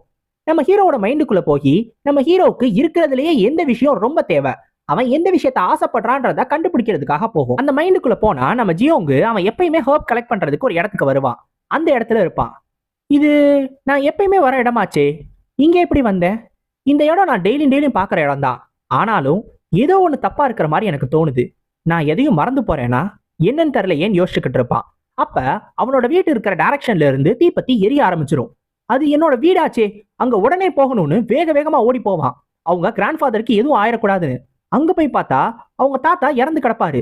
அவங்க தாத்தாவை பார்த்த உடனே என்னாச்சுன்னு பக்கத்துல போய் அவரை தூக்கி அழுதுகிட்டு இருப்பான். யாரு இதை பண்ணிருப்பா, நான் உங்களை இப்பதான் புரிஞ்சுக்க ஆரம்பிச்சேன், நீங்களும் போயிட்டீங்களா, நீங்க மட்டும்தான் எனக்கு இருக்கிற ஒரே ஒரு ஃபேமிலின்னு ரொம்ப அழுதுகிட்டு இருப்பான். இதை யாரு பண்ணிருப்பான்னு அவன் இப்படி யோசிச்சுக்கிட்டு இருப்பான். அப்ப இந்த ஈவில் ஸ்பிரிட்டும் இது எல்லாத்தையும் பின்னாடி இருந்து பார்க்கும். ஓஹோ, அப்ப இதுதான் உன்னோட ஆசையா, இதை நான் நிறைவேற்றுறேன்னு சொல்லி அதோட பவரை யூஸ் பண்ணும். அந்த பவரை யூஸ் பண்ண உடனே அவங்க தாத்தா டக்குன்னு உயிரோட வந்துருவாரு. என்ன பண்ணிக்கிட்டு இருக்க, வா போயிட்டு எல்லா வேலையும் பார்ப்போம் அப்படின்னு சொல்லுவாரு. உடனே நம்ம ஜியோங்கும் ஓடி போய் அவங்க தாத்தாவை கட்டி பிடிச்சு அழுக ஆரம்பிச்சிருவான். உங்களுக்கு என்னாச்சு அப்படின்னு. அவர் உடனே என்னாச்சு, ஏன் பதட்டப்படுற, நான் இங்க தானே இருக்கேன் அப்படின்னு சொல்லுவாரு. நான் இனிமேலும் என் தாத்தாவை இழக்க மாட்டேன், இவர்னால மட்டும்தான் நான் இன்ன வரைக்கும் உயிரோட இருக்கேன் அப்படின்னு அவர் கூட அழுதுகிட்டே இருப்பான். இப்ப இந்த ஈவில் ஸ்பிரிட் அது நினைக்கும், அவ்வளவுதான், உன்னோட மைண்டை நான் கண்ட்ரோல் பண்ணிட்டேன், இனிமேல் இந்த எண்ட்லெஸ்ஸா நடக்கக்கூடிய ஹாப்பியான மொமெண்ட்ஸ்ல நீ அப்படியே ட்ராப் ஆயிருப்ப. அதாவது நம்ம ஜியோங்குக்கு பிடிச்ச விஷயத்த காட்டிட்டதுனால நம்ம ஜியோங் இந்த ஒரு விஷயத்திலே மாட்டிக்கிடுவான். இதுவே திருப்பி அவனுக்கு பிளே ஆகிக்கிட்டே இருக்கும். இதுல இருந்து அவனால தப்பிச்சு வரவே முடியாது. ஸோ இப்படி இருக்கிறதுனால ஈஸியா இவனோட மைண்டை கண்ட்ரோல் பண்ணிடலாம், அதாவது இவனோட பாடியை கண்ட்ரோல் பண்ணலாம்னு இந்த ஈவில் ஸ்பிரிட் பிளான் போடும். நம்ம ஜியோங்கு அப்ப அவங்க தாத்தாவை பார்த்து கேட்பான், எதுக்காக எனக்கு ஜியோங் அப்படின்னு பேர் வச்சீங்க அப்படின்னு. இந்த ஈவில் ஸ்பிரிட் பக்கத்துல வந்து, அவ்வளவுதான், இனிமேல் நான் உன்னைய ஈஸியா கண்ட்ரோல் பண்ணிடுவேன்னு சொல்லும் போது டக்குன்னு நம்ம ஜியோங் திரும்பி பார்ப்பான். இப்ப இந்த ஈவில் ஸ்பிரிட்டே பயந்து போய் அப்படியே பின்னாடி ஜம்ப் ஆகும். இவனால எப்படி என்னைய பார்க்க முடியுது அப்படின்னு. உடனே நம்ம ஜியோங்கு, நீதானா அது, உன்னாலேயே நான் எதை பார்க்க வேணாம்னு நினைச்சேனோ அதை பார்க்க வேண்டியதா போச்சு, உன்னை கண்டுபிடிக்கிறதுக்காக என் தாத்தா கூட பேசுற மாதிரிலாம் நடிக்க வேண்டியதா போச்சு. ஆனா நீ ஒரு விஷயத்த தப்பா புரிஞ்சுக்கிட்ட, நீ என் தாத்தாவை திருப்பி உயிரோட கொண்டு வந்திருக்க கூடாது, அவரை கொன்னா பாத்தியா, அவனை நான் கொல்ற மாதிரி காட்டியிருந்தீனா அப்ப வேணா உனக்கு சான்ஸ் இருந்திருக்கலாம், ஆனா இப்ப நீ என்கிட்ட மாட்டிக்கிட்டேன்னு சொல்லும். இப்ப உடனே இந்த ஈவில் ஸ்பிரிட்டே பயப்படும்.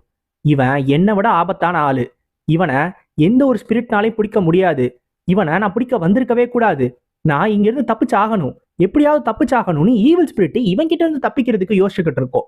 அப்போ அவங்க தாத்தா பின்னாடி இருந்து சொல்லுவாரு, எதுக்காக அந்த பேரை வச்சேன்னு கேட்டதானே, அந்த பேருக்கான அர்த்தம் நேர்மையா இருக்கிறது, நீ நல்லவனா நேர்மையா இருக்கணும் தான் அந்த பேரை வச்சேன், ஏன்னா நீ பிறக்கும் போது அந்த மாதிரி பிறக்கல, அட்லீஸ்ட் நீ வாழும் போதாவது நல்லவனா வாழணும்னு நான் நினைக்கிறேன், இனிமேல் உன் பாதையிலேருந்து மாறாம நீ நல்லவனாவே உன்னோட வாழ்க்கையை வாழுவேன்னு நான் நம்புறேன் அப்படின்னு சொல்லிட்டு அவங்க தாத்தாவும் மறைஞ்சு போயிடுவாரு.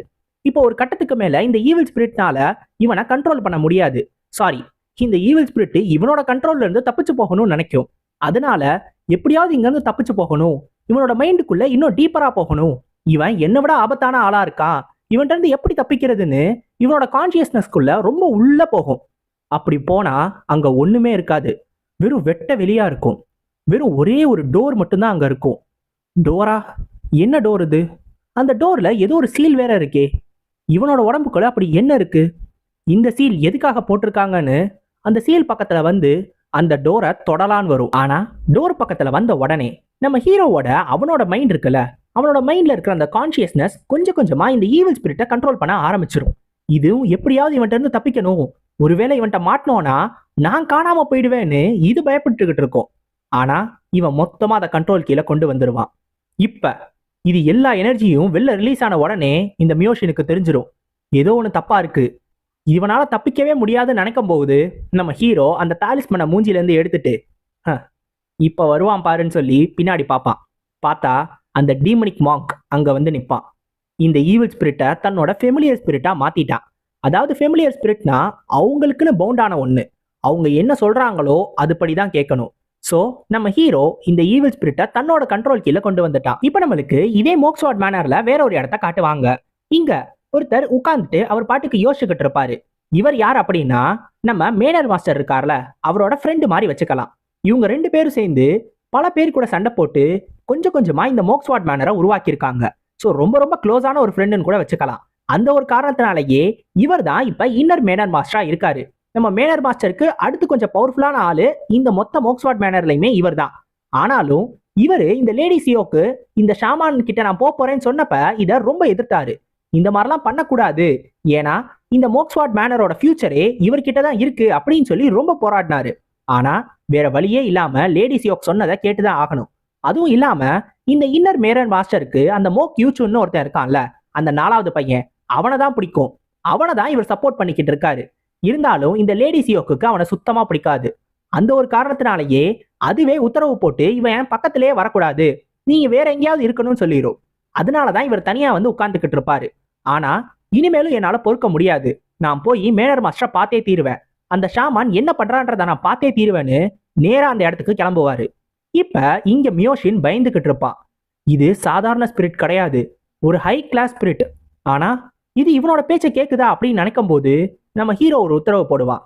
மாங்க், போய் அந்த ஷாமான கொல்லு அப்படின்னு. உடனே இதுவும் கிளம்பி வந்துடும். இந்த மியோஷினும் அதை தடுக்கிறதுக்கு எவ்வளவோ ட்ரை பண்ணுவான். தன்னோட பவரை யூஸ் பண்ணி கொஞ்சம் கொஞ்சமா அதை தடுக்கலாம் நினைப்பான். ஆனா அது ஹை கிளாஸ் ஸ்பிரிட், அதோட பவரை அவ்வளோ சீக்கிரம் தடுத்துட முடியாது. இப்ப இதோட பவர் ரொம்ப அதிகம்ன்றதுனால ரொம்ப ஈஸியாவே இந்த மியோஷினோட பவரை தாண்டி இவனையும் பிடிக்க வந்துடும். அவனும் இல்ல வேணான்னு தப்பிச்சு ஓட ட்ரை பண்ணுவான். ஆனா எங்கேயுமே தப்பிச்சு ஓட முடியாது. இந்த ஈவில் ஸ்பிரிட் அவனை கொஞ்சம் கொஞ்சமா பிடிக்க ஆரம்பிச்சிடும்.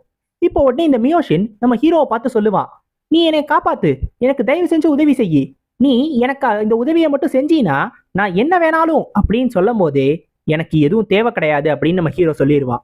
இல்ல நான் உன்னை ஏமாத்திட்டேன்றதுனாலதான் இதெல்லாம் நீ பண்றியா, அப்படின்னா என்னை மன்னிச்சிருன்னு சொல்லும் போது சச்ச இல்லவே இல்ல, நீ ஒரு விஷயத்த தப்பா புரிஞ்சுக்கிட்ட. சீக்ரெட் மேனுவல் பத்தி இப்ப 2 பேருக்கு தெரிஞ்சிருக்கு, ஒருத்தருக்கு மட்டும் தெரிஞ்சா போதும், அதுக்குதான் நீ போகணும் அப்படின்னு சொல்லுவான். சோ இவனுக்கு அது தெரிஞ்சதுனாலதான் நம்ம ஹீரோ இவனை கொல்லவே ட்ரை பண்றான். ஆரம்பத்துல இருந்தே இவனை உயிரோட விடணும்னு நம்ம ஹீரோ யோசிக்கவே கிடையாது. அந்த கத்தியை வச்சான்ல, அப்பவே கொல்லணும்னு முடிவு பண்ணிட்டான். இப்ப இவனும் செத்து போயிடுவான். இவன் செத்ததுக்கு அப்புறம் நம்ம ஹீரோவும் வெளில இருந்து கோச்சான உள்ள கூப்பிடுவான். கூப்பிட்டுட்டு ஐயோ இவனுக்கு என்னாச்சு, இவன் செத்து போயிட்டானான்னு கேட்கும் போது, நீ கேள்வியெல்லாம் அப்புறமா கேளு, இப்போதைக்கு வேற ஒரு விஷயம் முக்கியம் அப்படின்னு சொல்லிட்டு சுத்தி இருக்கிற பொருள் எல்லாத்தையுமே நம்ம ஹீரோ உடைக்க ஆரம்பிச்சிருவான். நம்ம கோச்சான் இதெல்லாம் எதுக்கு பண்றீங்கன்னு கேட்கும்போது நம்ம ஜியோங் என்ன சொல்லுவானா, இந்த ஷாமான் திடீர்னு ரிச்சுவல் நடந்துகிட்டே இருக்கும்போது டக்குன்னு அவனுக்கு ஏதோ பைத்தியம் பிடிச்சிருச்சு. பைத்தியம் பிடிச்சு அவனோட ஸ்வாட் எடுத்து சுத்தி இருக்கிற பொருள் எல்லாத்தையும் உடைக்க ஆரம்பிச்சிட்டான். அவனே தான் மேனர் மாஸ்டரோட கையையும் வெட்டுனான். அப்படி அந்த அவன் வெட்டிக்கிட்டு இருக்கும்போது கரெக்டா அந்த இடத்துக்கு நம்ம வந்துட்டோம். வந்ததுனால மேனர் மாஸ்டரை காப்பாத்தணும்ன்றதுக்காக இவனை நம்ம பிடிச்சிட்டோம். அதுல இவனே செத்து போயிட்டான். அவ்வளவுதான், இதான் நம்ம எல்லார்கிட்டையும் சொல்ல போறோம்னு நம்ம ஜியோங் சொல்லுவான். நம்ம கோச்சானும் கேட்பான், ஆனா நீங்க எல்லாத்தையும் பண்றது ஓகே, இப்ப இவனை அனுப்பிச்சு வச்சாங்களே அந்த லேடி சியோக், அந்த அம்மாவை நீங்க சாதாரணமா எடுத்துக்க கூடாது, அந்த அம்மா கண்டிப்பா இதை நம்பவே நம்பாது, நம்மளதான் சந்தேகப்படும் அப்படின்னு சொல்லும். இப்ப நம்ம ஹீரோவும் ஓஹோ அப்ப இதை இன்னும் நம்புற மாதிரி செய்யணும்னு சொல்லி அந்த கத்தியை எடுத்து அவனோட காலிலே குத்திக்கிடுவான். இந்த மேனர் மாஸ்டர் வெட்டினது மட்டும் இல்லாம அவன் யங் மாஸ்டரோட காலிலேயே இந்த ஸ்குவாடை வச்சு குத்திட்டான். இப்ப வேற வழியே இல்லாம நீ அவரை தடுக்க வேண்டியதா போச்சு. இப்ப இந்த கதையை எல்லாரும் நம்பிதானே ஆவாங்கன்னு சொல்லி நம்ம ஹீரோ சொல்லுவான். இதை பார்த்த உடனே கோச்சானுக்கே ரொம்ப பதட்டமாயிரும். தன்னோட காலையே குத்திக்கணும்னு நினைக்கிறான், அதுவும் உண்மையை மறைக்கிறதுக்காக. இவன் போக போக பயங்கரமாயிக்கிட்டே இருக்கான் அப்படின்னு சொல்லும்.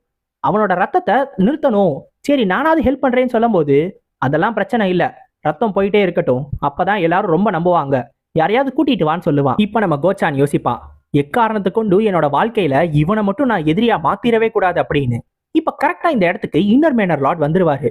அவரை பார்த்த உடனே நம்ம கோச்சான் பதட்டமாகி, இன்னர் மேனர் லார்ட் நீங்களா அப்படின்னு கேட்பான்.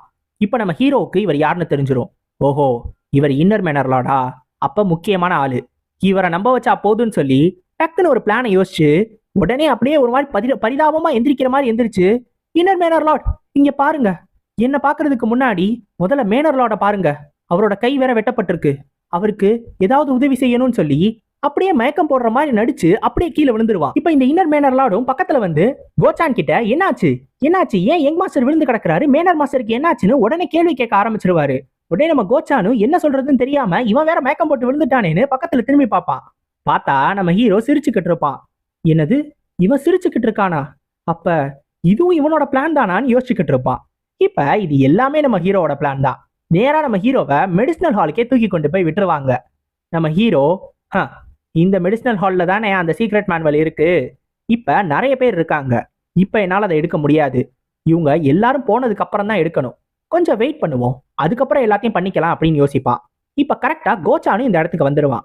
கோச்சான் வந்துட்டு இந்தாங்க இதை தான் என்னால் எடுக்க முடிஞ்சிச்சு அப்படின்னு சொல்லி ஒரு 2 புக்கை எடுத்துட்டு வந்து கொடுப்பான். இந்த 2 புக்கும் அந்த ஷாமான் மியோஷின் இருந்தார்ல அவர்கிட்ட இருந்த புக்ஸ் தான். ஸோ இந்த 2 புக் மட்டும் தான் கிடைச்சிச்சு. ஏன்னா ஷாமனோட எல்லா பொருட்களையும் அந்த லேடி சியோக்கடா ஆட்கள் இருக்காங்கல்ல அவங்க எல்லாத்தையும் போட்டு எரிச்சிட்டாங்க, அந்த ஷாமான் மாட்டிக்க கூடாது அப்படின்னு. ஆனாலும் நம்ம கோச்சான் எப்படியோ ஒரு 2 புக்கை மட்டும் எடுத்துட்டாரு. அதை எடுத்துட்டு வந்து நம்ம ஹீரோ கிட்டையும் கொடுப்பாரு. நம்ம ஹீரோவும் அதை பார்ப்பான். இது 2 ஓகே தான், இருந்தாலும் எல்லாமே கிடைச்சிருந்தா பரவாயில்ல, சரி நீ நல்லா தான் பண்ண அப்படின்னு சொல்லி சொல்லுவாரு. அப்ப நம்ம கோச்சான் கேட்பான், இல்ல ஆனா இந்த புக்கை வச்சு நீங்க என்ன பண்ண போறீங்க, இதனால என்ன பிரயோஜனம்னு கேட்கும்போது நம்ம ஜியோங்கும் கேட்பான், அந்த ஜன்னலுக்கு வெளில உனக்கு என்ன இருக்குன்னு தரலையா அப்படின்னு. ஜன்னலுக்கு வெளிலையா, அங்க என்ன இருக்கு, எனக்கு எதுவும் தரலையேன்னு நம்ம கோச்சான் சொல்லும் போது கரெக்ட், அதுக்காக தான் இந்த புக்கை நான் படிக்க போறேன்னு சொல்லுவான். ஏன்னா ஜன்னலுக்கு வெளில டீமனிக் மார்க் நின்னுக்கிட்டு இருப்பான், அது நம்ம கோச்சான் கண்ணுக்கு தெரியாது. இப்ப இவங்க எல்லாரும் இதை பத்தி பேசிக்கிட்டு இருக்கும்போது கரெக்டா இந்த இடத்துக்கு அந்த லேடிஸ் யோக் வந்துடும். அது உள்ள வந்துட்டு நான் உன்கிட்ட கொஞ்ச நேரம் பேசணும் அப்படின்னு சொல்லும். இப்ப இந்தம்மா யாருன்றது நம்ம ஜியோங்க்கு தெரியாது. நம்ம கோச்சான் தான் நான் ஃபர்ஸ்ட் லேடிக்கு என்னோட வணக்கங்களை சொல்லிக்கிறேன்னு சொல்லுவான். ஃபர்ஸ்ட் லேடியா, அப்ப இந்தம்மா தான் லேடி சியோக். தன்னோட பையன் மேனர் மாஸ்டரா மாறணுன்றதுக்காக என்ன வேணாலும் பண்ணும். அவங்க பையனை தாண்டி நான் இந்தம்மா கிட்ட தான் ஜாக்கிரதையா இருக்கணும். ஓஹோ சரின்னு சொல்லிட்டு நம்ம ஹீரோவும் ஃபர்ஸ்ட் லேடிக்கு என்னோட வணக்கங்கள்னு இவனும் சொல்லுவான். என்னால கொஞ்சம் எந்திரிக்க முடியல, என்னோட காலில் அடிபட்டிருக்கு, அதனால என்னை கொஞ்சம் மன்னிச்சிருங்கன்னு சொல்லுவான். இப்ப நம்ம கோச்சானும் இந்தம்மா மட்டும் இவனை கண்டுபிடிச்சிடவே கூடாது, ஒருவேளை இந்த அம்மா கண்டுபிடிச்சிச்சு எல்லாமே சொதப்பிடும்னு யோசிச்சுக்கிட்டு இருப்பான். அப்போ உடனே அந்த ஃபர்ஸ்ட் லேடி எனக்கு உன்னோட கிரீட்டிங்ஸ்லாம் தேவையில்லைன்னு சொல்லி அவனுக்கு அடிப்பட்ட கால் இருக்கும்ல அதுலயே திரும்பி குத்த ஆரம்பிச்சிரும், திரும்பி ரத்தம் வெளில வர ஆரம்பிச்சிரும். இப்ப நம்ம கோச்சானையும் அவங்க ஆட்கள் நீ அசஞ்சினா உன்னை கொன்றுவோன்னு சொல்லிடுவாங்க. இப்ப இந்த ஃபர்ஸ்ட் லேடி கேட்கும், நீ உன்னையே குத்திக்கிட்டு இந்த பொய்ய இன்னும் உண்மையாக்கணும்னு ட்ரை பண்றியா, ஆனா நீ யாரை ஏமாத்தினாலும் என்ன ஏமாத்தவே முடியாது. நீ அந்த இன்னர் மேனர் மாஸ்டருக்கு நல்லாவே ஒரு கதையை சொன்னியே, அந்த கதை உண்மையிலே நல்லா இருந்துச்சு, ஆனா அதுல நீ ஒரே ஒரு விஷயத்த மட்டும் மிஸ் பண்ணிட்ட. அந்த ஷாமானே நடுவுல பைத்தியம் பிடிச்சி எல்லாத்தையும் பண்ண ஆரம்பிச்சிட்டாருன்னு சொன்னியே, அவருக்கு பேய் பிடிச்சிருச்சுன்னு நீயே நம்ப வச்சிருக்க. ஆனா ஷாமான்ஸ் எப்பயுமே ரிச்சுவல் பண்ணும்போது அவங்களுக்குன்னு ஒரு ப்ரொடக்ஷன் இருக்கும், அவங்கள என்னைக்குமே அந்த ஈவில் ஸ்பிரிட் பிடிக்கவே பிடிக்காது, அவங்கள கொல்லுமே தவிர அவங்கள பொசஸ் பண்ண முடியாது. அதை தான் நீ தப்பு பண்ணிட்ட, அங்கதான் நீ என்கிட்ட மாட்டிக்கிட்ட. என்ன நீ என்னையே ஏமாத்தணும்னு நினைக்கிறியான்னு சொல்லி நம்ம ஹீரோவை அடிக்க ஆரம்பிச்சிரும். நம்ம ஹீரோவும் ஓரத்துல போய் விழுந்துருவான். இப்ப நம்ம ஜியோங்க பார்த்து கேட்கும், நான் திருப்பியும்லாம் இதை கேட்க மாட்டேன், நீ என்ன பார்த்த, அங்கே என்ன கேட்ட, அது எல்லாத்தையும் என்கிட்ட மறைக்காம சொல்லு அப்படின்னு. நம்ம ஹீரோ உடனே ஹோ இந்த அம்மா கொஞ்சம் உண்மையிலே புத்திசாலியா தான் இருக்கு, ஆனா பிளான் இல்லாத ஆள் இந்த ஜியோங் கிடையாதுன்னு சொல்லி சிரிக்க ஆரம்பிச்சு டீமனிக் மாங்க் போ அப்படின்னு சொல்லுவான். பார்த்தா டீமனிக் மாங்க் கரெக்டா உள்ள வந்து இந்த லேடி சியோக்க பிடிக்கிறதுக்காக போகும். ஆனா அந்த அம்மாவை பிடிக்க முடியாது, அந்த அம்மாவுக்கு பின்னாடி நின்றுக்கிட்டு இருந்த அவங்களோட அசிஸ்டன்ட் ஒரு ஆள் வந்திருப்பான், அந்த பொண்ணை பிடிச்சிரும். இப்ப இந்த லேடி சியோக்கு என்ன பண்றதுன்னே தெரியாது, என்னாச்சுன்னு புரியவும் செய்யாது. இப்ப நம்ம ஹீரோ பக்கத்துல வருவான். உங்களுக்கு தேவை அந்த சீக்ரெட் மேனுவலும் மேனர் மாஸ்டரோட சீலும் தானே, அப்படின்னா நீங்க என்கிட்ட பேச்சுவார்த்தை வச்சுக்க தான் வந்திருக்கணும், என்னை மிரட்டுறதுக்காக வந்திருக்க கூடாது. ரொம்ப பெரிய தப்பு பண்றீங்க. நீங்க நம்பினாலும் சரி நம்பலைனாலும் சரி எனக்கு மேனர் மாஸ்டர் ஆகணும்னு விருப்பமே கிடையாது. ஆனா உங்க பையன் மட்டும் மேனர் மாஸ்டர் ஆகணும்னு நினைச்சுக்கிட்டு இல்ல, இன்னும் 2 பேர் இருக்காங்க, அதை மறந்துடாதீங்க. ஒருவேளை நீங்க என்னை இப்படிதான் நடத்துவேன், என்கிட்ட ஓவரா தான் பேசுவேன்னு சொன்னா அந்த சீக்ரெட் மேனுவலை எடுத்துக்கொண்டு போய் நேரா என்னோட 2வது அண்ணனை பாக்குறதுக்கு நான் யோசிக்கவே மாட்டேன். ஏன்னா என் 2வது அண்ணன் இல்லாம இன்னும் 4வது பையன் வேற இருக்கான், அவன் மார்ஷியல் ஆர்ட்ஸ்ல திறமசாலி வேற, அவனை அப்பாவுக்கு வேற ரொம்ப பிடிக்குமாமே, மேபி அவனை கூட மேனர் மாஸ்டரா மாத்தலாம். இப்போ உங்களுக்கு புரிஞ்சுச்சா, இந்த சிச்சுவேஷன் உங்க கண்ட்ரோல்ல இல்ல, ஆரம்பத்துல இருந்தே இது என் கண்ட்ரோல்ல தான் இருக்கு, போயிட்டு வாங்க, போய் நல்லா யோசிங்கன்னு சொல்லுவான். இப்ப இந்த அம்மா போயிட்டு தன்னோட ரூம்ல எல்லாத்தையும் தூக்கி போட்டு உடைக்க ஆரம்பிச்சிரும். ச்சே, இவன் இவன் எப்படி இது எல்லாத்தையும் பண்ணா? இவனை சாதாரண ஒரு பையனா நினைச்சுக்கிட்டு இருந்தேன். ச்சே, நான் இத்தனை நாள் போட்ட எல்லா பேனுமே போயிடுச்சு. நான் இவன் அந்த அளவுக்கு யோசிக்க மாட்டான், ஒரு முட்டாள்னு நினைச்சேன். ஆனா சின்ன வயசுல இருந்தே இவனை கொஞ்சம் புத்திசாலின்னு தான் சொல்லிக்கிட்டு இருந்தாங்க. மேபி இத்தனை நாளா அவன் எல்லாத்தையும் மறைச்சு வச்சிருந்திருக்கானோ, அவன் யாருன்றதை காட்டாம இத்தனை நாளா இது எல்லாத்தையும் பிளான் போட்டுக்கிட்டு இருந்தானோ. இவன் எப்பயுமே சிரிச்சுக்கிட்டு நார்மலா தான் சுத்திக்கிட்டு இருப்பான். ஆனா அவங்க அம்மா இறந்ததுக்கு அப்புறம் இவன் கேரக்டர்ல கொஞ்சம் சேஞ்ச் இருந்ததை நானே பார்த்தேன். ஆனா இந்த அளவுக்கு சேஞ்ச் ஆவான்னு நான் யோசிக்கவே இல்லை. ஒருவேளை அவனை ப்ரொடெக்ட் பண்ணிக்கிறதுக்காக தான் இது எல்லாத்தையும் பண்ணியிருக்கானோ. ச்சே, இந்த பையனை நான் சாதாரணமா எடை போட்டிருக்கவே கூடாது. நான் எல்லாத்துலயும் கவனமா இருந்திருக்கணும்னு இந்த லேடிஸ் யோசிச்சுக்கிட்டே இருக்கும். இப்போ உடனே அந்த அசிஸ்டன்ட் சொல்லும், சரி நான் வேணா போய் அவனை கொண்டுட்டு வந்துடுறேன், யாருக்கும் எதுவும் தெரிய போறது இல்லைன்னு சொல்லும் போது, இல்ல அவனுக்கு தான் சீக்ரெட் மேனுவல் எங்க இருக்குன்னு தெரியும். இப்போ ஒருவேளை அது வேற யாருக்காவது போச்சுன்னா அது இன்னும் பிரச்சனையாயிடும். அதனால இதை இன்னமும் நான் இழுக்க போறது இல்லை. நீ என்ன பண்றீனா, நேரா போய் ஃபீனிக்ஸ் பெவிலியன் கிட்ட மியோஷின் செத்துட்டான்னு சொல்லு, அவங்க எல்லாத்தையும் பாத்துக்கிடுவாங்கன்னு சொல்லும். இந்த ஃபீனிக்ஸ் பெவிலியன்றது என்ன தெரியுமா? இந்த ஷாமான் எல்லாரும் ஒன்னா இருக்கிற ஒரு இடம். ஷாமான்ஸ் எல்லாரும் ஒன்னா இருக்கானுங்கன்னா அங்கிருந்து தான் இந்த அம்மாவும் இந்த மியோஷினை கூட்டிட்டு வந்திருக்கு. அவனுங்க எப்பயுமே யாராவது ஒருத்தர் இறந்துட்டா அதுக்கு காரணம் யாரோ அவங்கள சும்மா விடவே மாட்டானுங்க. இப்ப அவனுங்க கிட்ட போய் நம்ம ஹீரோவை கோர்த்து விட்டுட்டா அவனுங்களே பாத்துக்கிடுவானுங்க. இனிமேல் நம்ம ஹீரோவை பத்தி கவலைப்பட தேவையில்லைன்னு இந்த அம்மா இன்னும் ஒரு சூப்பரான பிளானை போடும். இப்ப இதுல இருந்து நம்ம ஹீரோ எப்படி தப்பிப்பான்னு இன்னும் போக போக தான் தெரியும். இப்ப நம்ம ஜியோங்கு அந்த மெடிசனல் ஹால்ல உட்காந்து அந்த 2 புக்கையும் படிச்சுக்கிட்டு இருப்பான். ஒருத்தவங்க இறந்து போறாங்கன்னா அவங்களுக்கு கோவம் எந்த அளவுக்கு இருக்கோ அதுக்கேத்த மாதிரிதான் அவங்க இந்த மாதிரி ஒரு ஈவில் ஸ்பிரிட்டா மாறுவாங்க. அதோட ஸ்ட்ரென்த் நிறைய விஷயங்களை பொறுத்ததா இருக்கும். முக்கியமா ஃபர்ஸ்ட் இருக்கிறது, இது ஒரு 4 கிளாசிபிகேஷன் இருக்கு, 4-5 கிளாசிபிகேஷன் கிட்ட இருக்கு இந்த ஸ்பிரிட்ஸ்லயே. ஃபர்ஸ்ட் இருக்கிறது ஒரு ரெட் ஸ்பிரிட். இந்த ரெட் ஸ்பிரிட்ன்றது ஒரே இடத்துல தான் இருக்கும். இதுக்குன்னு பெருசா எந்த பவரும் இருக்காது. இதால ஜஸ்ட் பயமுறுத்த மட்டும்தான் முடியும். ஆனா இதை வெளில வந்து காட்ட முடியாது, மற்றவங்களால இதை பார்க்கவும் முடியாது. ரெண்டாவது இருக்கிறது ஆரஞ்ச் ஸ்பிரிட். இந்த ஆரஞ்ச் ஸ்பிரிட்டால ஒருத்தவங்களோட உடம்ப பிடிச்சிக்க முடியும், ஆனா அதுக்கு மேல வேற எதுவும் பண்ண முடியாது. அவங்களுக்கு நோய் மட்டும்தான் கொண்டு வர முடியும். மூணாவது இருக்கிறது எல்லோ ஸ்பிரிட். இது ரொம்ப ரொம்ப டேஞ்சரஸான ஒண்ணு.